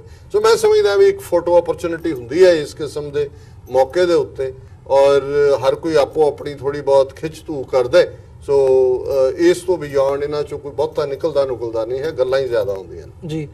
ਮਲਿਕ ਸਾਹਿਬ, ਜਿਵੇਂ ਇਮਰਾਨ ਖਾਨ ਹੋਰਾਂ ਨੇ 2 ਵਾਰ ਚਿੱਠੀ ਲਿਖੀ ਹੈ ਜਦੋਂ ਦੇ ਨਰਿੰਦਰ ਮੋਦੀ ਦੁਬਾਰਾ ਪਾਵਰ ਦੇ ਵਿੱਚ ਆਏ ਆ ਕਿ ਅਸੀਂ ਰਿਜ਼ੋਲਵ ਕਰੀਏ, ਕਸ਼ਮੀਰ ਦਾ ਇਸ਼ੂ ਵੀ ਰਿਜ਼ੋਲਵ ਕਰੀਏ। ਹੁਣ ਦੂਜੇ ਪਾਸੇ ਹੁਣ ਜਿਹੜੀ SCO ਸ਼ੰਘਾਈ ਕਾਰਪੋਰੇਸ਼ਨ ਸਮਿਟ ਦੇ ਵਿੱਚ ਮਤਲਬ ਪਹਿਲਾਂ ਉੱਥੇ ਜਾਣ ਤੋਂ ਪਹਿਲਾਂ ਬਿਆਨ ਦਿੱਤਾ ਜਾਂਦਾ ਇੰਡੀਅਨ ਸਾਈਡ ਵੱਲੋਂ ਵੀ ਨਹੀਂ, ਅਸੀਂ ਉੱਥੇ ਇਮਰਾਨ ਖਾਨ ਨਾਲ ਸਾਡੀ ਮੀਟਿੰਗ ਨਹੀਂ ਹੋਵੇਗੀ ਸਾਈਡ ਲਾਈਨਸ ਦੇ ਉੱਤੇ। ਉਹ ਤਾਂ ਸ਼ਕਲ ਵੀ ਦੇਖ ਕੇ ਰਾਜ਼ੀ ਨਹੀਂ, ਤੇ ਇਮਰਾਨ ਖਾਨ ਹੋਰਾਂ ਵੱਲੋਂ ਜਿਹੜੀਆਂ ਨੇ ਚਿੱਠੀਆਂ ਵੀ ਲਿਖੀਆਂ ਜਾ ਰਹੀਆਂ ਨੇ, ਆਪਸੀ ਸਾਂਝ ਦੀ ਗੱਲ ਕੀਤੀ ਜਾ ਰਹੀ ਹੈ। ਤੁਸੀਂ ਜਿਹੜੀ ਇਹਨਾਂ ਦੀ ਮਤਲਬ ਪਾਕਿਸਤਾਨ ਸਾਈਡ ਦੀ ਇਸ ਵਕਤ ਅਪਰੋਚ ਹੈ ਇਮਰਾਨ ਖਾਨ ਸਾਹਿਬ ਦੀ, ਉਹਨੂੰ ਕਿਵੇਂ ਐਨਲਾਈਜ਼ ਕਰਦੇ ਹੋ ਕਿ ਕੀ ਕਿਤੇ ਜ਼ਿਆਦਾ ਤਾਂ ਨਹੀਂ ਲੱਗ ਰਿਹਾ ਵੀ ਇਹ ਜ਼ਿਆਦਾ ਥੱਲੇ ਲੱਗਣ ਵਾਲੀ ਲਾਈਨ ਲੱਗ ਰਹੀ ਹੈ? ਦੇਖੋ, ਇਸ ਵੇਲੇ ਪਾਕਿਸਤਾਨ ਦੀ 72 ਸਾਲ ਦੀ ਅਗਰ ਤਾਰੀਖ ਦੇਖੋ, ਤੇ ਮੈਂ ਚੂੰਕਿ ਇੰਟਰਨੈਸ਼ਨਲ ਰਿਲੇਸ਼ਨ ਤੇ ਪੋਲੀਟੀਕਲ ਸਾਇੰਸ ਦਾ ਸਟੂਡੈਂਟ ਰਿਹਾ, ਮੈਂ ਮਾਸਟਰ ਕੀਤੇ, ਤੇ ਇਹਦੇ ਅੰਦਰ ਜਿਹੜੀ ਹੁਣ ਪਾਕਿਸਤਾਨ ਦੇ ਫੋਰਨ ਆਫਿਸ ਦੇ ਅੰਦਰ ਜਿਹੜੇ ਲੋਕ ਬੈਠੇ ਆ, ਉਹ ਬੜੇ capable, one of the best cream Pakistan ਦੀ ਬੈਠੀ ਹੈ। ਉਹ ਲਾਜ਼ਮੀ ਗੱਲ ਹੈ ਕਿ ਫੋਰਨ ਆਫਿਸ ਪ੍ਰਾਈਮ ਮਿਨਿਸਟਰ ਨੂੰ ਇੰਸਟਰਕਟ ਕਰਦਾ ਹੈ ਕਿ ਉਹਨੇ ਬੀਇੰਗ ਏ ਪ੍ਰੋਟੋਕਾਲ ਜਦੋਂ ਬੈਰੂਨੀ ਦੌਰੇ ਤੇ ਜਾਣਾ ਹੈ, ਕੀ ਬਿਹੇਵੀਅਰ ਕਰਨਾ ਹੈ, ਇੰਟਰਨੈਸ਼ਨਲ ਬਿਹੇਵੀਅਰ ਜਿਹੜਾ ਹੈ ਕਿਸੇ ਵੀ ਪ੍ਰੈਜ਼ੀਡੈਂਟ ਦਾ ਜਾਂ ਪ੍ਰਧਾਨ ਮੰਤਰੀ ਦਾ, ਉਹ ਵੇਖਿਆ ਜਾਂਦਾ ਹੈ।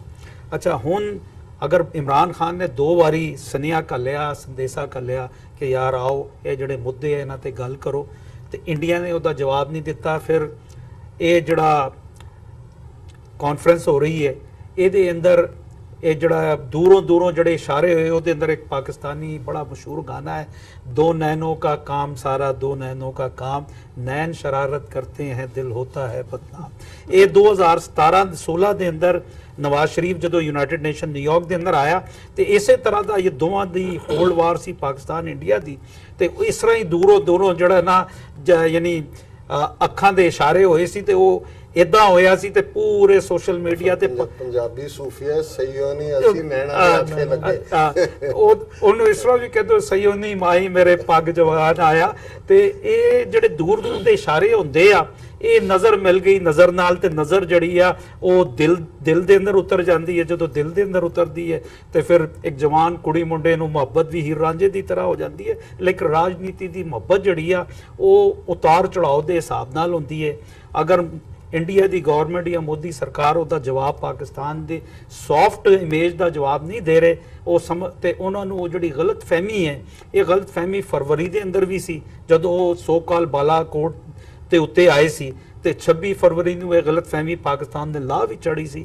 ਲੇਕਿਨ ਇੰਡੀਆ ਚੂੰਕਿ ਇਸ ਵੇਲੇ ਆਪਣੇ ਆਪ ਨੂੰ ਉਹ ਇਹ ਸਮਝਦਾ ਹੈ ਕਿ ਚਾਈਨਾ ਬਣ ਰਿਹਾ ਹੈ, ਚਾਈਨਾ ਬਣਨ ਵਾਸਤੇ ਉਹਨੂੰ 100 ਸਾਲ ਹੋਰ ਚਾਹੀਦੇ ਆ। ਚਾਈਨਾ ਇਸ ਵੇਲੇ ਜਿਹੜਾ ਹੈ ਉਹ 2040 ਦੇ ਬਾਅਦ ਦੁਨੀਆ ਦੀ ਨੰਬਰ 1 ਇਕਨੋਮਿਕ ਪਾਵਰ ਹੋਏਗਾ।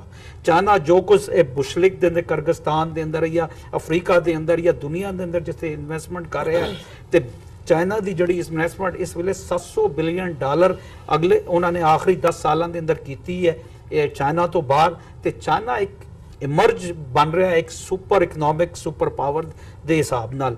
ਇੰਡੀਆ ਜਿਹੜੀ ਯਾਨੀ ਇੰਡੀਆ ਦੀ ਸਰਕਾਰ ਜਿਹੜੀ ਉੱਥੇ ਇਸ ਕਿਸਮ ਦਾ ਬਿਹੇਵੀਅਰ ਕਰ ਰਹੀ ਹੈ, ਤੇ ਪੱਲੇ ਕੁਝ ਨਹੀਂ ਆ, ਤੇ ਉਹ ਚਾਈਨਾ ਨੂੰ ਨਹੀਂ ਬੀਟ ਕਰ ਸਕਦੀ। ਹਾਂ, ਇੰਡੀਆ ਦੇ ਅੰਦਰ ਨੌਲੇਜੇਬਲ ਸਕਿੱਲ ਪਾਵਰ ਹੈ, ਇਸ ਦੇ ਅੰਦਰ ਕੋਈ ਇਨਕਾਰ ਨਹੀਂ ਹੈ। ਦੁਨੀਆ ਦੇ ਅੰਦਰ 90s ਦੇ ਅੰਦਰ ਇੰਡੀਆ ਦੀ ਜਿਹੜੀ ਸਕਿੱਲ ਪਾਵਰ ਸੀ, ਨੌਲੇਜੇਬਲ ਸਕਿੱਲ ਪਾਵਰ, ਉਹਦੀ ਬੜੀ ਚੀਪ ਲੇਬਰ ਸੀ। ਇਸ ਕਰਕੇ ਇੰਡੀਆ ਨੂੰ ਜਿਹੜਾ ਦੁਨੀਆ ਦੇ ਅੰਦਰ ਯਾਨੀ ਅਹਿਮੀਅਤ ਦਿੱਤੀ ਗਈ। ਲੇਕਿਨ ਜਿਸ ਤਰ੍ਹਾਂ ਦਾ ਬਿਹੇਵੀਅਰ ਆਪਣੇ ਗਵਾਂਢੀਆਂ ਦੇ ਨਾਲ ਕਰ ਰਿਹਾ, ਔਰ ਜਿਸ ਤਰ੍ਹਾਂ ਡਾਕਟਰ ਸਾਹਿਬ ਨੇ ਕਿਹਾ ਕਿ 80s ਦੇ ਅੰਦਰ ਜਦੋਂ ਸਾਰਕ ਬਣੀ, ਉਸ ਤੋਂ ਲੈ ਕੇ ਅੱਜ ਤੱਕ ਇੰਡੀਆ ਨੇ ਉਸ ਸਾਰਕ ਨੂੰ ਮਜ਼ਬੂਤ ਨਹੀਂ ਕੀਤਾ। ਜਦੋਂ ਕਿ ਭੁੱਖੇ ਨੰਗੀ ਜਿਹੜੀ ਕੰਟੀਨੈਂਟ ਸੀ ਅਫਰੀਕਾ, ਉਹਨਾਂ ਨੇ ਅਫਰੀਕਨ ਯੂਨੀਅਨ ਬਣਾ ਲਈ, ਯੂਰਪੀਅਨ ਯੂਨੀਅਨ ਬਣ ਗਈ, ਔਰ ਯੂਰਪੀਅਨ ਯੂਨੀਅਨ ਜਿਹੜੀ ਆ ਆਪਣੇ ਆਪਸੀ ਮਾਮਲਾਤ ਉਹਨਾਂ ਦੀ 1000 ਸਾਲ ਦੀ ਜੰਗਾਂ ਖਤਮ ਕਰਕੇ ਇੱਕ ਟੇਬਲ ਤੇ ਆ ਗਈ। ਤੇ ਇੰਡੀਆ ਦੇ ਅਗਰ ਪ੍ਰਧਾਨ ਮੰਤਰੀ ਜਾਂ ਮੋਦੀ ਸਰਕਾਰ ਇਸ ਕਿਸਮ ਦਾ ਰਿਸਪੌਂਸ ਨਹੀਂ ਦੇਗੀ, ਤੇ ਪਾਕਿਸਤਾਨ ਨੂੰ ਉਸ ਤੋਂ ਕੋਈ ਅਸਰ ਨਹੀਂ ਪੈਂਦਾ। ਹਾਂ, ਅਸੀਂ ਇਹ ਸਾਬਿਤ ਕੀਤਾ ਕਿ ਅਸੀਂ ਵੱਡੇ ਦਿਲ ਦੇ ਲੋਕ ਹਾਂ। ਅਸੀਂ ਚਾਹੁੰਦੇ ਅਸੀਂ ਆਪਣੇ ਗਵਾਂਢੀਆਂ ਨਾਲ ਆਪਸੀ ਜਿਹੜੇ ਤਲਕਾਤ ਆ ਬਿਹਤਰ ਕਰੀਏ। ਅਗਰ ਇੰਡੀਆ ਇੰਟਰਨੈਸ਼ਨਲ ਉਹ ਸਮਝਦਾ ਹੈ ਕਿ ਉਹ ਬਦਮਾਸ਼ ਬਣ ਕੇ ਪਾਕਿਸਤਾਨ ਨੂੰ ਆਈਸੋਲੇਟ ਕਰ ਸਕਦਾ ਹੈ, ਤੇ ਇਹ ਮੈਂ ਨਹੀਂ ਸਮਝਦਾ। ਜਿਸ ਕਿਸਮ ਦੀ ਉਹਨਾਂ ਨੇ ਆਪਣੀ GDP ਦੱਸੀ ਸੀ 7%, ਤੇ ਉਹ 4% ਸਾਬਿਤ ਹੋਈ, ਤੇ ਇਹ ਸਾਰੇ ਝੂਠ ਤੁਸੀਂ ਇੰਟਰਨੈਸ਼ਨਲ ਮਾਰਕੀਟ ਦੇ ਅੰਦਰ ਵੇਚ ਨਹੀਂ ਸਕਦੇ। ਲੇਕਿਨ ਆਖਰੀ 5 ਸਾਲਾਂ ਦੇ ਅੰਦਰ ਇੰਡੀਆ ਦੇ ਅੰਦਰ, ਇਸਰਾਈਲ ਦੇ ਅੰਦਰ ਤੇ ਅਮਰੀਕਾ ਦੇ ਅੰਦਰ ਜਿਹੜੀ ਸਰਕਾਰਾਂ ਬਣੀਆਂ, ਉਹ ਨੈਸ਼ਨਲਿਜ਼ਮ ਤੇ ਰਿਲੀਜੀਅਸ ਨੈਸ਼ਨਲਿਜ਼ਮ ਤੇ ਬਣੀਆਂ, ਤੇ ਇਹ ਜਿਹੜਾ ਇਹ ਦੁਨੀਆ ਦੇ ਅੰਦਰ ਖਤਰਾ ਹੈ। ਲੇਕਿਨ ਮੈਂ ਨਹੀਂ ਸਮਝਦਾ ਕਿ ਇੰਡੀਆ ਜਿਸ ਤਰ੍ਹਾਂ ਅਮਰੀਕਾ ਨੂੰ ਕਹਿ ਰਿਹਾ ਹੈ ਕਿ ਅਸੀਂ ਜਿਹੜੇ ਆ ਟੈਰਿਫ ਲਾ ਦਾਂਗੇ ਤੇ ਅਸੀਂ ਇਹ ਕਰ ਦਾਂਗੇ, ਤੇ ਇੰਡੀਆ ਨੂੰ ਚਾਹੀਦਾ ਕਿ ਉਹ ਸੰਜੀਦਾ ਫੋਰਨ ਪੋਲਿਸੀ ਦਾ ਮੁਜ਼ਾਹਰਾ ਕਰੇ। ਪਾਕਿਸਤਾਨ ਇੱਕ ਹਕੀਕਤ ਹੈ, ਬੇਸ਼ੱਕ ਸਾਡੇ ਕੋਲ ਇਕਨੋਮਿਕ ਕ੍ਰਾਈਸਿਸ ਆ, ਲੇਕਿਨ ਮੈਂ ਸਮਝਦਾ ਕਿ ਆਉਣ ਵਾਲੇ 20 ਸਾਲਾਂ ਦੇ ਅੰਦਰ ਪਾਕਿਸਤਾਨ ਇਸ ਤੋਂ ਵੀ ਯਾਨੀ ਕਵਰ ਹੋ ਜਾਏਗਾ। ਲੇਕਿਨ ਪਾਕਿਸਤਾਨ ਦੀ ਅਹਿਮੀਅਤ ਦੁਨੀਆ ਦੇ ਅੰਦਰ ਹੈ। ਜਦੋਂ ਦੁਨੀਆ ਮੰਨਦੀ, ਅਗਰ ਹਿੰਦੁਸਤਾਨ ਦੀ ਮੌਜੂਦਾ ਸਰਕਾਰ ਨਹੀਂ ਮੰਨ ਰਹੀ, ਤੇ ਮੈਂ ਸਮਝਦਾ ਕਿ ਉਹ ਹਨੇਰੇ ਦੇ ਅੰਦਰ ਹੈ। ਅਗਰ ਤੁਸੀਂ ਹਨੇਰੇ ਅੰਦਰ ਰਹਿਣਾ ਹੈ, ਫਿਰ ਹਨੇਰੇ ਦੇ ਅੰਦਰ ਤੁਹਾਨੂੰ ਕੋਈ ਉਮੀਦ ਦੀ ਰੋਸ਼ਨੀ ਨਹੀਂ ਮਿਲਦੀ। ਮੈਂ ਇੱਕ ਗੱਲ ਇਹਦੇ 'ਚ ਹੋਰ ਐਡ ਕਰਨੀ ਚਾਹੁੰਦਾ ਹਾਂ, ਔਰ ਇਹ ਸਾਡਾ ਮੈਂ ਸਮਝਦਾ ਵੀ ਜੇ ਅਸੀਂ ਕਸ਼ਮੀਰ ਦਾ ਜ਼ਿਕਰ ਨਾ ਕਰੀਏ ਜੀ, ਇੱਕ ਪਾਸੇ ਤਾਂ ਇਮਰਾਨ ਖਾਨ ਜਦੋਂ ਵੀ ਗੱਲਬਾਤ ਦੀ ਗੱਲ ਕਰਦੇ ਨੇ ਉਹ ਕਸ਼ਮੀਰ ਸਮੇਤ ਕਹਿੰਦੇ ਨੇ, ਔਰ ਇਸ ਵੇਲੇ ਕਸ਼ਮੀਰ 'ਚ ਕੀ ਚੱਲ ਰਿਹਾ, ਜਦੋਂ ਅਸੀਂ ਕਹਿੰਦੇ ਹਾਂ ਵੀ ਇੰਡੀਆ ਕਿਉਂ ਕੋਈ ਸਿਗਨਲ ਨਹੀਂ ਦੇ ਰਿਹਾ ਜਾਂ ਉਹਨਾਂ ਦੀ ਜ਼ਹਿਨੀਅਤ ਕੀ ਹੈ, ਕਿਉਂਕਿ ਉਹਨਾਂ ਨੇ ਹੈਵੀ ਹੈਂਡ ਦੇ ਨਾਲ ਕਸ਼ਮੀਰ ਦੇ ਵਿੱਚ ਇਸ ਵੇਲੇ ਬਹੁਤ ਲੋਅਰ ਲੈਵਲ ਦੇ ਉੱਤੇ ਵੀ ਜਿਹੜੇ ਉਹਨਾਂ ਦੇ ਆਫੀਸ਼ੀਅਲ ਨੇ, ਫੌਜ ਹੈ, ਉਹ ਨਸਲਕੁਸ਼ੀ ਕਰ ਰਹੀ ਹੈ। ਕੋਈ ਦਿਨ ਐਸਾ ਨਹੀਂ ਹੁੰਦਾ ਜਿਸ ਦਿਨ ਇਹ ਨਹੀਂ ਹੁੰਦਾ ਜੀ ਫਲਾਂ ਥਾਂ 4 ਮਿਲੀਟੈਂਟ ਮਾਰੇ ਗਏ, 6 ਮਾਰੇ ਗਏ, ਹਾਲਾਂ ਹੁਣ ਇਹਨਾਂ ਦਾ ਵੀ ਨੁਕਸਾਨ ਹੋਣਾ ਸ਼ੁਰੂ ਹੋਇਆ। ਸੋ ਜਦੋਂ ਤੁਸੀਂ ਇੱਕ ਪਾਸੇ ਇਸ ਕਿਸਮ ਦੀ ਰਿਪਰੈਸ਼ਨ ਦੀ ਲਾਈਨ ਰੱਖੀ ਹੋਈ ਹੈ, ਔਰ ਜੇ ਇੰਟਰਨੈਸ਼ਨਲ ਬੈਰੋਮੀਟਰ ਦੇਖਣਾ ਹੋਏ ਪਿਛਲੇ ਦਿਨਾਂ 'ਚ ਇੱਕ ਫਲਸਤੀਨੀਆਂ ਦੀ ਹਿਊਮਨ ਰਾਈਟਸ ਆਰਗੇਨਾਈਜੇਸ਼ਨ ਸ਼ਾਹਿਦ ਜਿਹਦਾ ਨਾਮ ਹੈ, ਔਰ ਯੂਨਾਈਟਿਡ ਨੇਸ਼ਨਸ ਦੀ ਇਕਨੋਮਿਕਲ ਕੌਂਸਲ ਦੇ ਵਿੱਚ ਆਬਜ਼ਰਵਰ ਸਟੇਟਸ ਦੇ ਲਈ ਉਹਨਾਂ ਨੇ ਅਪਲਾਈ ਕੀਤਾ ਹੋਇਆ ਸੀ ਜੀ। ਇਜ਼ਰਾਈਲ ਨੇ ਉਸ ਇਸ਼ੂ ਨੂੰ ਡਿਨਾਈ ਕਰਨ ਦੇ ਲਈ VOTING ਦੇ ਉੱਤੇ ਜ਼ੋਰ ਦਿੱਤਾ ਹੈ, ਔਰ ਸਭ ਤੋਂ ਪਹਿਲਾਂ ਉਹਨਾਂ ਨੂੰ ਆਬਜ਼ਰਵਰ ਸਟੇਟਸ ਡਿਨਾਈ ਕਰਨ ਦੀ ਜਿਹੜੀ ਵੋਟ ਹੈ ਉਹ ਇੰਡੀਆ ਨੇ ਪਾਈ। ਬੇਸ਼ੱਕ ਇਜ਼ਰਾਈਲ ਦੇ ਨਾਲ ਅਮਰੀਕਾ, ਕੈਨੇਡਾ, ਫਰਾਂਸ ਇਹ ਵੀ ਸਾਰੇ ਜੁੜੇ, ਹਾਲਾਂਕਿ Russia, China, Pakistan, Saudi Arabia ਇਹਨਾਂ ਨੇ ਉਹਨੂੰ ਆਬਜ਼ਰਵਰ ਸਟੇਟਸ ਦੇਣ ਦੀ ਵੋਟ ਪਾਈ। ਇਹ ਪਹਿਲੀ ਵਾਰ ਹੋਇਆ, ਔਰ ਇਹਨਾਂ ਦੇ ਆਪਣੇ ਮੀਡੀਆ ਨੇ ਕਿਹਾ ਕਿ ਫਸਟ ਟਾਈਮ ਹੋਇਆ ਕਿ ਇੰਡੀਆ ਨੇ ਇੰਟਰਨੈਸ਼ਨਲ ਫੋਰਮਸ ਦੇ ਵਿੱਚ two nation theory Israel versus ਫਲਸਤੀਨ ਉਸ ਤੋਂ ਪੋਜੀਸ਼ਨ ਪਿੱਛੇ ਖਿੱਚ ਕੇ ਇਜ਼ਰਾਈਲ ਨੂੰ ਬਲੈਂਕਟ ਜਿਹੜਾ ਬਲੈਂਕ ਸਪੋਰਟ ਦਿੱਤੀ ਹੈ। ਬਿਲਕੁਲ ਉਹਨਾਂ ਦੇ ਪਿੱਛੇ ਆ ਕੇ ਖਲੋਤੇ ਨੇ, ਔਰ ਇਜ਼ਰਾਈਲ ਦੇ ਐਮਬੈਸਡਰ ਨੇ ਬੜਾ ਸ਼ੁਕਰੀਆ ਕੀਤਾ ਹੈ ਇੰਡੀਆ ਦਾ। ਹੁਣ ਗੱਲ ਇਹ ਹੈ ਵੀ ਜਦੋਂ ਤੁਸੀਂ ਇੰਟਰਨਲ ਪਾਲਿਸੀ ਦੇਖਦੇ ਹੋ ਜੋ ਕਸ਼ਮੀਰ 'ਚ ਚੱਲ ਰਹੀ ਹੈ, ਸਿੱਖਾਂ ਦੇ ਧਾਰਮਿਕ ਮਾਮਲਿਆਂ 'ਚ 130 ਬਜ਼ੁਰਗ ਜਿਹੜੇ ਨੇ ਉਹ ਅਟਾਰੀ ਦੇ ਉੱਤੇ ਖੱਜਲ ਖੁਆਰ ਹੋ ਰਹੇ ਨੇ, ਯੂਨਾਈਟਿਡ ਨੇਸ਼ਨਸ ਦੇ ਵਿੱਚ ਉਸ ਇਜ਼ਰਾਈਲ ਦੇ ਨਾਲ ਆ ਕੇ ਨੰਗੇ ਧੜ ਖਲੋ ਗਏ ਜਿਹੜੇ ਫਲਸਤੀਨੀਆਂ ਦੇ ਉੱਤੇ ਰੋਜ਼ਾਨਾ ਜ਼ੁਲਮ ਕਰਦੇ ਨੇ।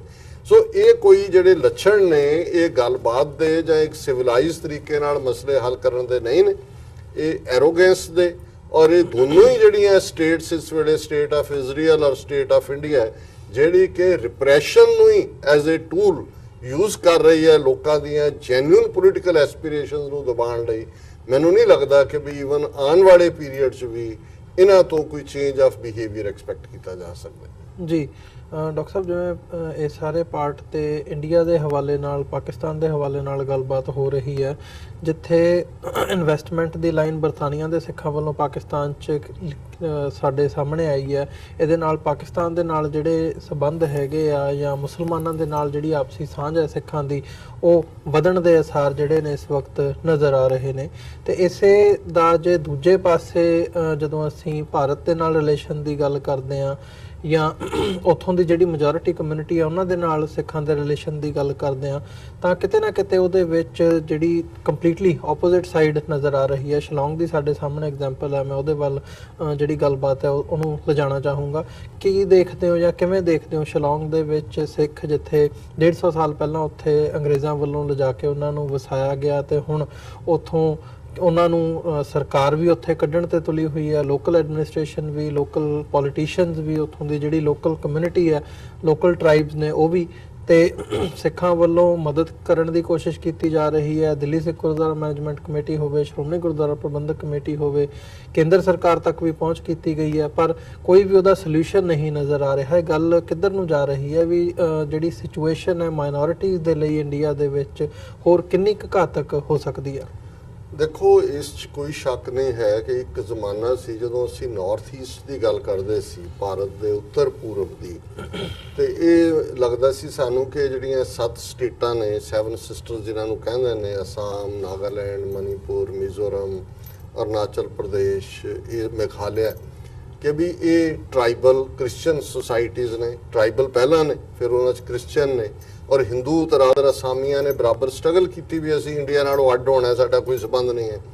ਲੇਕਿਨ ਅੱਜ ਇਹਨਾਂ ਸੱਤਾ ਨੂੰ ਹੀ ਬੀਜੇਪੀ ਰਨ ਕਰਦੀ ਹੈ, ਈਧਰ ਸਿੱਧੇ ਤੌਰ ਤੇ ਉਹਨਾਂ ਦੀ ਹਕੂਮਤ ਹੈ ਜਿਵੇਂ ਅਸਾਮ 'ਚ ਹੈ, ਤੇ ਜਾਂ ਜਿਹੜੀਆਂ ਈਵਨ ਰੀਜਨਲ ਪਾਰਟੀਆਂ ਨੇ ਉਹਨਾਂ ਨੂੰ ਇਹ ਜਿਹੜੇ ਨੇ ਉਹ ਮੈਨੀਪੂਲੇਟ ਕਰਦੇ ਨੇ ਜਾਂ ਉਹਨਾਂ ਦੇ ਨਾਲ ਇਹ ਭਾਈਵਾਲ ਬਣੇ ਹੋਏ ਨੇ।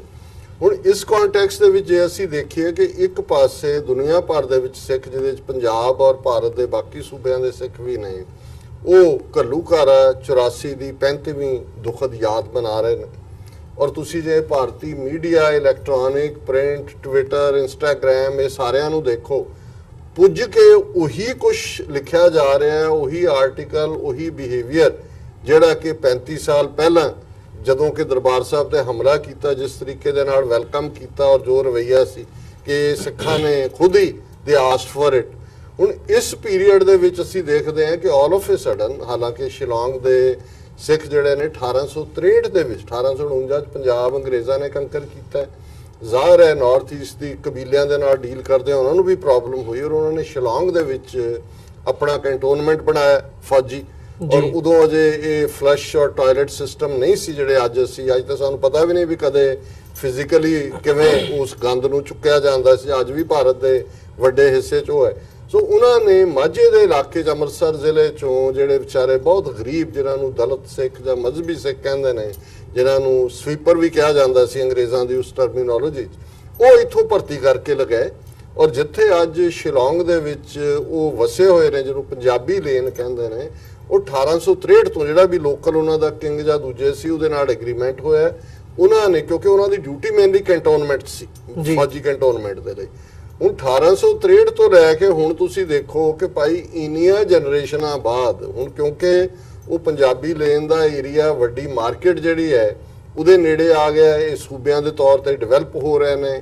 ਸ਼ਿਲੌਂਗ ਜਾਂ ਉਹਦਾ ਇੱਕ ਆਪਣਾ ਟੂਰਿਜ਼ਮ ਵੀ ਹੈ, ਉਹਦੀ ਜ਼ਮੀਨ ਦੀਆਂ ਕੀਮਤਾਂ ਕਰੋੜਾਂ 'ਚ ਨੇ। ਹੁਣ ਹਰ ਇੱਕ ਦਾ ਜ਼ੋਰ ਲੱਗਾ ਹੋਇਆ ਵੀ ਉਹਨਾਂ ਨੂੰ ਉੱਥੋਂ ਕੱਢੋ।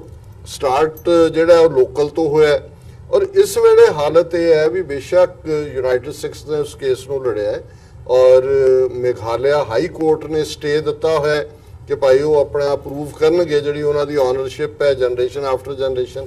But in the mean time ਜਦੋਂ ਹੁਣ ਚੋਣਾਂ ਹੋਈਆਂ ਨੇ ਪਾਰਲੀਮੈਂਟ ਦੀਆਂ, ਅਸੈਂਬਲੀ ਦੀਆਂ ਵੀ ਹੋਈਆਂ, ਲੋਕਲ ਐਮਐਲਏ ਕਹਿ ਕੇ ਇਹ ਜਿੱਤਿਆ ਵੀ ਮੈਂ ਇਹਨਾਂ ਨੂੰ ਇੱਥੋਂ ਕੱਢਾਂਗਾ। ਔਰ ਉੱਥੇ ਜਿਹੜਾ ਵੱਡਾ ਟਰਾਈਬ ਹੈ ਈਸਾਈਆਂ ਦਾ, ਖਾਸੀ ਟਰਾਈਬ, ਜਿਹੜਾ ਕਾਫੀ ਦੇਰ ਮਿਲੀਟੈਂਸੀ 'ਚ ਵੀ ਇਨਵੋਲਵ ਰਿਹਾ, ਉਹਨਾਂ ਦੀ ਥ੍ਰੈਟ ਵੀ ਉਹਨਾਂ ਦਿਨਾਂ 'ਚ ਹੀ ਦਵਾਈ ਗਈ ਜਦੋਂ ਕਿ ਘੱਲੂਘਾਰਾ ਹਫਤੇ ਦੀਆਂ ਇਹ ਚੱਲ ਰਿਹਾ ਸੀ ਕਮੈਮੋਰੇਸ਼ਨ। ਔਰ ਉਹਦੇ ਤੋਂ ਪਹਿਲਾਂ ਈਵਨ ਜਿਹੜਾ ਉਹਨਾਂ ਦਾ ਡਿਸਟ੍ਰਿਕਟ ਬੋਰਡ ਹੈ ਜਿਹੜਾ ਉਹਨਾਂ ਨੂੰ ਮੈਨੇਜ ਕਰਦਾ, ਉਹਨਾਂ ਨੇ ਨੋਟਿਸ ਦਿੱਤਾ ਕਿ ਜੀ ਕੋਰਟ ਵਾਲੀ ਸਟੇ ਵੱਖਰੀ ਥਾਂ ਤੇ, ਤੁਸੀਂ ਇੰਨੀ ਤਰੀਕ ਤੱਕ ਪ੍ਰੂਵ ਕਰੋ ਕਿ ਤੁਹਾਡੇ ਕੋਲ ਕੀ ਡਾਕੂਮੈਂਟ ਨੇ ਔਰ ਕੀ ਹੈ। ਸੋ ਕੁੱਲ ਮਿਲਾ ਕੇ ਮੈਂ ਸਮਝਦਾ ਹਾਂ ਵੀ ਇਹ ਬੀਜੇਪੀ ਦੀ ਹਕੂਮਤ ਵੱਲੋਂ ਦਿੱਲੀ ਦੇ ਵਿੱਚ ਬੈਠਿਆ ਉਹ ਸਿੱਖਾਂ ਨੂੰ ਰੈਟਲ ਕਰ ਰਹੇ ਨੇ, ਮੈਸੇਜ ਦੇ ਰਹੇ ਨੇ ਕਿ ਭਾਈ ਇੱਥੇ ਜੇ ਤੁਸੀਂ ਰਹਿਣਾ, ਕਿਉਂਕਿ ਇੱਕ ਗੱਲ ਵਿਦ ਡਿਊ ਰਿਸਪੈਕਟ ਮੈਂ ਕਹਿਣਾ ਚਾਹੁੰਦਾ ਵੀ ਭਾਵੇਂ ਭਾਰਤ ਦੇ ਵਿੱਚ 200 ਮਿਲੀਅਨ ਮੁਸਲਮਾਨ ਹੈ ਪਰ ਉਹਨਾਂ ਸਾਰਿਆਂ ਨੇ ਹਾਰ ਕਬੂਲ ਲਈ ਹੈ। ਕਸ਼ਮੀਰੀ ਮੁਸਲਮਾਨਾਂ ਨੂੰ ਛੱਡ ਕੇ ਕੋਈ ਉਹਨਾਂ ਦੇ ਬਰਾਬਰ ਉਹਨਾਂ ਦੀਆਂ ਅੱਖਾਂ 'ਚ ਅੱਖਾਂ ਪਾ ਕੇ ਦੇਖਣ ਦੀ ਜ਼ਰੂਰਤ ਨਹੀਂ ਕਰਦਾ। ਹਾਂ, ਕੱਲੀ ਕਾਰੀ ਆਵਾਜ਼ ਉੱਠਦੀ ਹੈ, ਜਿਵੇਂ ਆਜ਼ਮ ਖਾਨ ਨੇ ਜਦੋਂ ਹੁਣ ਯੋਗੀ ਆਦਿੱਤਿਆਨਾਥ ਦੀ ਸਰਕਾਰ ਨੇ ਯੂਪੀ ਦੇ ਵਿੱਚ ਕਿਹਾ ਜੀ ਜਿੰਨੇ ਮਦਰਸੇ ਨੇ ਇਹ ਸਾਰੇ ਅਸੀਂ ਮੇਨ ਧਾਰਾ 'ਚ ਲੈ ਆਵਾਂਗੇ ਕਿਉਂਕਿ ਇਹਨਾਂ 'ਚੋਂ ਦਹਿਸ਼ਤਗਰਦ ਨਿਕਲਦੇ ਨੇ। ਤੇ ਉਹ ਆਜ਼ਮ ਖਾਨ ਉਹਨਾਂ ਦਾ ਬੜਾ ਦਬੰਗ, ਉਹਨੇ ਗੱਲ ਕਿਹਾ, ਉਹਨੇ ਕਿਹਾ ਜੀ ਇਹ ਮਦਰਸਿਆਂ 'ਚੋਂ ਨਥੂਰਾਮ ਗੋਡਸੇ ਤੇ ਪ੍ਰਗਿਆ ਠਾਕਰ ਨਹੀਂ ਨਿਕਲੇ ਹੋਏ। ਸੋ ਇਹ ਕੱਲੀ ਕਾਰੀ ਆਵਾਜ਼ ਹੈ, ਕੋਈ ਵੀ ਅਦਰਵਾਈਜ਼ ਜਿਹੜੀ ਹੈ ਕੋਈ ਵਿਰੋਧ ਲਾਈਨ ਨਹੀਂ ਹੈ। ਪਰ ਸਿੱਖ ਖਲੋਤੇ ਨੇ ਪੰਜਾਬ ਦੇ ਵਿੱਚ ਵੀ, ਮੋਦੀ ਕਿਹਾ ਜਾਂ ਉਹਨਾਂ ਦੇ ਜਿਹੜੇ ਨਾਲ ਬਾਦਲ ਐਂਡ ਕੰਪਨੀ, ਉਹਨਾਂ ਨੂੰ ਮੂੰਹ ਨਹੀਂ ਲਾਇਆ ਹੈ ਕਿਸੇ ਨੇ। ਔਰ ਮੈਂ ਸਮਝਦਾ ਹਾਂ ਵੀ ਇਹ ਜੋ ਵੀ ਚੱਲ ਰਿਹਾ, ਕਿਉਂਕਿ ਜੇ ਸਿੱਧੇ ਸਿੱਧੇ ਇਹ ਹਿੰਦੂਤਵੀ ਚੈਲੰਜ ਕਰਨ ਤਾਂ ਸਿੱਖਾਂ ਨੂੰ ਸਮਝ ਆ ਜਾਂਦੀ ਹੈ। ਸੋ ਹੁਣ ਦੂਸਰਾ ਇਹਨਾਂ ਨੂੰ ਸ਼ੂਟ ਕਰਦਾ ਸਿੱਖਾਂ ਔਰ ਮਾਈਨੋਰਿਟੀ ਜਿਹੜੇ ਮੁਸਲਮਾਨ ਜਾਂ ਈਸਾਈ ਜਾਂ ਦੂਜੇ ਨੇ, ਇਹਨਾਂ ਦੀ ਆਪਸੀ ਟਕਰਾਅ ਹੋਏ। ਹੁਣ ਜ਼ਾਹਰ ਹੈ ਵੀ ਖਾਸੀ ਟਰਾਈਬ ਜਾਂ ਉਹਨਾਂ ਦੀ ਮਿਲੀਟੈਂਟ ਆਰਗੇਨਾਈਜੇਸ਼ਨ ਈਸਾਈ ਹੈ, ਜਦੋਂ ਉਹਨਾਂ ਵੱਲੋਂ ਥ੍ਰੈਟ ਦਿੱਤੀ ਜਾਂਦੀ ਹੈ, ਪੰਜਾਬ 'ਚ ਇਹਨਾਂ ਦਾ ਜ਼ੋਰ ਲੱਗਾ ਹੋਇਆ ਕਿ ਜੀ ਇਹ ਪੰਜਾਬ ਦੇ ਈਸਾਈਆਂ ਦੇ ਖਿਲਾਫ ਸਿੱਖ ਕਿਉਂ ਨਹੀਂ ਖਲੋਂਦੇ, ਜਿਵੇਂ ਪੰਜਾਬ 'ਚ ਮੁਸਲਮਾਨਾਂ ਦੇ ਖਿਲਾਫ ਵੀ ਸਿੱਖਾਂ ਨੂੰ ਖੜਾ ਕਰਨਾ ਚਾਹੁੰਦੇ ਨੇ, ਜਿਵੇਂ ਮਲੇਰਕੋਟਲੇ 'ਚ ਉਹਨਾਂ ਨੇ ਕੋਸ਼ਿਸ਼ ਕੀਤੀ, ਕਾਮਯਾਬ ਨਹੀਂ ਹੋਏ। ਸੋ ਮੈਂ ਇਹਨੂੰ ਵੱਡੀ ਗੇਮ ਦੇ ਤੌਰ ਤੇ ਦੇਖਦਾ ਔਰ ਜ਼ਾਹਰ ਹੈ ਕਿ ਉਹਨਾਂ ਦੇ ਨਾਲ ਇੱਕ ਚੰਗੀ ਗੱਲ ਸੀ ਕਿ ਈਵਨ ਅਮਰਿੰਦਰ ਸਿੰਘ ਦੀ ਗਵਰਨਮੈਂਟ ਨੇ ਵੀ ਜਦੋਂ ਲਾਸਟ ਟਾਈਮ ਉੱਥੇ ਅਟੈਕ ਹੋਇਆ ਉਹ ਲੋਕ ਵੀ ਲੜੇ, ਮਜਾਇਲ ਨੇ, ਬਿਲਕੁਲ ਬੇਖੌਫ, ਉਹ ਇਦਾਂ ਗਿਵ ਅਪ ਨਹੀਂ ਕਰਨ ਵਾਲੇ, ਪਰ ਸਿੱਖ ਵੀ ਉਹਨਾਂ ਦੇ ਮਦਦ ਦੇ ਉੱਤੇ ਪਹੁੰਚੇ। ਔਰ ਇਸ ਵੇਲੇ ਵੀ ਮੈਂ ਸਮਝਦਾ ਵੀ ਸਾਨੂੰ ਇਸ ਗੱਲ ਦਾ ਧਿਆਨ ਰੱਖ ਕੇ ਕਿ ਕੋਈ ਬੈਕਲੈਸ਼ ਨਹੀਂ ਹੋਣਾ ਚਾਹੀਦਾ ਕਿ ਅਸੀਂ ਈਸਾਈਆਂ ਦੇ ਖਿਲਾਫ ਹੋ ਜਾਈਏ ਕਿ ਜੀ ਉਹ ਸਾਡਿਆਂ ਨੂੰ ਕੱਢ ਰਹੇ ਨੇ। ਸਾਨੂੰ ਵੱਡੀ ਗੇਮ ਨੂੰ ਸਮਝਣਾ ਪਏਗਾ ਕਿ ਇਹ ਸਾਰਾ ਹੀ ਜਿਹੜੀ ਖੇਡ ਅਲਟੀਮੇਟਲੀ ਆਰਐਸਐਸ ਦੇ ਹੈੱਡਕੁਆਟਰ ਨਾਗਪੁਰ ਚੋਂ ਖੇਡੀ ਜਾ ਰਹੀ ਹੈ। ਜੀ ਮਲਿਕ ਸਾਹਿਬ, ਤੁਸੀਂ ਕੀ ਕਹਿਣਾ ਚਾਹੋਗੇ ਇਸ ਬਾਬਤ, ਜਿਹੜੀ ਸ਼ਿਲੌਂਗ ਦੀ ਡਾਕਟਰ ਸਾਹਿਬ ਨੇ ਵੀ ਵੇਰਵੇ ਨਾਲ ਜ਼ਿਕਰ ਕੀਤਾ ਤੇ ਅਦਰਵਾਈਜ਼ ਵੀ ਮਤਲਬ ਜਿਹੜੀ ਹੁਣ ਹਕੂਮਤ ਹੈਗੀ ਹੈ ਮਾਈਨੋਰਿਟੀਜ਼ ਦੇ ਪ੍ਰਤੀ ਉਹਨਾਂ ਦਾ ਜਿਹੜਾ ਰਵੱਈਆ ਇਕੱਲਾ ਸਿੱਖਾਂ ਦੇ ਪ੍ਰਤੀ ਨਹੀਂ, ਇਹਦੇ ਵਿੱਚ ਮੁਸਲਮਾਨ ਵੀ ਨੇ ਤੇ ਬਾਕੀ ਜਿਹੜੀਆਂ ਕਮਿਊਨਿਟੀਜ਼ ਨੇ ਉਹ ਵੀ ਨਿਸ਼ਾਨੇ ਤੇ ਨਜ਼ਰ ਆਉਂਦੀਆਂ ਨੇ। ਕੀ ਸਮਝਦੇ ਹੋ ਇਸ ਬਾਰੇ? ਆਉਣ ਵਾਲਾ ਜਿਹੜਾ ਸਮਾਂ ਹੈ ਉਹ ਕੀ ਦਸਤਕ ਦੇ ਰਿਹਾ? ਡਾਕਟਰ ਸਾਹਿਬ ਨੇ ਜਿਸ ਤਰ੍ਹਾਂ ਬਰੀਫਿੰਗ ਦਿੱਤੀ ਹੈ, ਤੇ ਮੈਂ 1994 ਦੇ ਅੰਦਰ 4 ਜੁਲਾਈ ਤੋਂ 22 ਜੁਲਾਈ ਮੈਂ ਜਨੀਵਾ ਦੇ ਅੰਦਰ ਯੂਨਾਈਟਿਡ ਨੇਸ਼ਨ ਦੇ ਅੰਦਰ ਇੰਟਰਨਸ਼ਿਪ ਤੇ ਹੈ ਸੀ। ਜੀ। ਤੇ ਸ਼ਾਮ ਨੂੰ ਜਦੋਂ ਅਸੀਂ ਫਾਰਗ ਹੁੰਦੇ ਸੀ ਤੇ ਜਨੀਵਾ ਯੂਨੀਵਰਸਿਟੀ ਦੇ ਅੰਦਰ ਅਕਸਰ ਉੱਥੇ ਕੋਈ ਬੈਠਕ ਹੁੰਦੀ ਸੀ, ਤੇ ਇੱਕ ਬੈਠਕ ਮੈਨੂੰ ਯਾਦ ਆ ਗਈ ਕਿ ਉੱਥੇ ਡਾਕਟਰ ਰੀਡ ਸੀ, ਜਿਹੜੇ ਇੰਡੀਆ ਚੜ੍ਹਦੇ ਪੰਜਾਬ ਤੋਂ ਤੇ ਪਾਕਿਸਤਾਨ ਦੇ ਲਹਿੰਦੇ ਪੰਜਾਬ ਦੇ ਅੰਦਰ ਕੋਈ 6 ਮਹੀਨੇ ਦੋਵੇਂ ਪਾਸੇ ਰਹਿ ਕੇ, ਕਿਉਂਕਿ 10 ਸਾਲ ਉਸ ਵੇਲੇ ਜੂਨ 84 ਨੂੰ 10 ਸਾਲ ਹੋਏ ਸੀ, ਤੇ ਉਹਦੇ ਬਾਅਦ ਉਹ ਆਏ ਸੀ, ਤੇ ਉਹਨਾਂ ਦੇ ਨਾਲ ਜਦੋਂ ਬੈਠਕ ਹੋਈ ਤੇ ਉਹਨਾਂ ਨੇ ਜਿਹੜੀ ਆਪਣੀ ਪ੍ਰੈਜੈਂਟੇਸ਼ਨ ਦਿੱਤੀ ਸੀ, ਅੱਜ ਮੈਨੂੰ ਉਹ ਯਾਦ ਆ ਗਈ ਕਿ ਉਹਨਾਂ ਨੇ ਕਿਹਾ ਸੀ ਕਿ ਜਿਹੜੀ ਸਿੱਖ ਕੌਮ ਹੈ, ਅਗਰ ਇਹਨਾਂ ਦਾ ਇਤਿਹਾਸ ਦੇਖਿਆ ਜਾਏ ਤੇ ਇਹਨਾਂ ਨੇ ਹਮੇਸ਼ਾ ਪਰਾਈ ਜੰਗਾਂ ਦੇ ਅੰਦਰ ਆਪਣਾ ਲੋਹਾ ਮਨਵਾਇਆ ਹੈ। ਜੀ। ਪਰਾਈ ਜੰਗਾਂ ਨੂੰ ਜਿੱਤਿਆ ਹੈ, ਚਾਹੇ ਜੋ ਵੀ ਜੰਗ ਸੀ ਉਹ ਪਰਾਏ ਲੋਕਾਂ ਨੂੰ ਜਿੱਤ ਕੇ ਦਿੱਤੀ ਹੈ, ਚਾਹੇ ਵਰਲਡ ਵਾਰ 1 ਸੀ 2 ਸੀ ਜਾਂ ਉਸ ਤੋਂ ਪਹਿਲਾਂ ਵੀ ਜਿਹੜੀ ਦੂਸਰੀਆਂ ਦੀ ਜੰਗਾਂ ਹੋਈਆਂ। ਹਿੰਦੁਸਤਾਨ ਦੀ ਫੌਜ ਦਾ ਉਹਨਾਂ ਨੇ ਕਿਹਾ ਕਿ ਅਗਰ ਹਿੰਦੁਸਤਾਨ ਦੀ ਫੌਜ ਦੇ ਅੰਦਰ ਸਿੱਖ ਰੈਜੀਮੈਂਟ ਨੂੰ ਹਟਾ ਦਿੱਤਾ ਜਾਏ ਤੇ ਇਹ ਬੰਗਲਾਦੇਸ਼ ਕੋਲੋਂ ਨਹੀਂ ਜਿੱਤ ਸਕਦੀ। ਤੇ ਇਹ ਅਲਫਾਜ਼ ਅੱਜ ਮੈਨੂੰ ਯਾਦ ਆ ਗਏ ਕਿ ਡਾਕਟਰ ਰੀਡ ਦੇ ਅਗਰ ਸਿੱਖ ਕੌਮ ਨੇ ਕਦੀ ਆਪਣੀ ਜ਼ਾਤ ਵਾਸਤੇ ਲੜਾਈ ਨਹੀਂ ਲੜੀ ਔਰ ਲੋਕਾਂ ਨੂੰ ਉਹਨਾਂ ਨੇ ਲੋਕਾਂ ਵਾਸਤੇ ਸ਼ਹਾਦਤਾਂ ਦਿੱਤੀਆਂ, ਉਹ ਲੋਕਾਂ ਨੇ ਜਿਨ੍ਹਾਂ ਨੇ ਵਾਪਸ ਉਹਨਾਂ ਨੂੰ ਬਦਲੇ ਦੇ ਅੰਦਰ ਕੁਝ ਨਹੀਂ ਦਿੱਤਾ।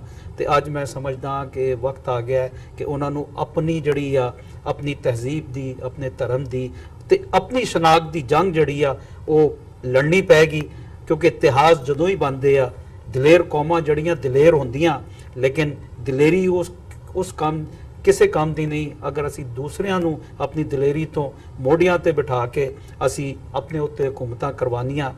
ਬਤੌਰ ਪੱਤਰਕਾਰ ਤੇ ਪਾਕਿਸਤਾਨੀ ਜਰਨਲਿਸਟ ਹੋਣ ਦੇ ਨਾਤੇ ਸਾਡੀ ਕੋਸ਼ਿਸ਼ ਹੁੰਦੀ ਹੈ ਕਿ ਅਸੀਂ ਉਹ ਲਾਈਨ ਜਿਹੜੀ ਡਰਾ ਸਾਨੂੰ ਕੀਤੀ ਗਈ ਹੈ ਬੀਇੰਗ ਅ ਜਰਨਲਿਸਟ, ਉਹਨੂੰ ਡਰਾ ਨਾ ਕਰੀਏ। ਲੇਕਿਨ ਹੁਣ ਵਕਤ ਆ ਗਿਆ ਹੈ ਕਿ ਸਿੱਖ ਕੌਮ ਨੂੰ ਆਪਣੀ ਜੰਗ ਲੜਨੀ ਪੈਗੀ। ਪਰਾਈ ਜੰਗਾਂ ਦੇ ਅੰਦਰ ਉਹਨਾਂ ਨੂੰ ਕੁਝ ਨਹੀਂ ਮਿਲਿਆ, ਸਿਰਫ ਉਹਨਾਂ ਦਾ ਯਾਨੀ ਇਕਨੋਮਿਕ ਤੇ ਰਿਲੀਜੀਅਸ ਉਹਨਾਂ ਨੂੰ ਆਈਸੋਲੇਸ਼ਨ ਮਿਲੀ ਹੈ। ਤੇ ਮੈਂ ਸਮਝਦਾ ਕਿ ਹੁਣ ਇਹ ਜਿਹੜੀ ਚੀਜ਼ਾਂ ਇਸ ਤੇ ਵੀ ਸਿੱਖ ਕੌਮ ਨੂੰ ਵੇਖਣਾ ਪਏਗਾ। ਜੀ ਬਿਲਕੁਲ।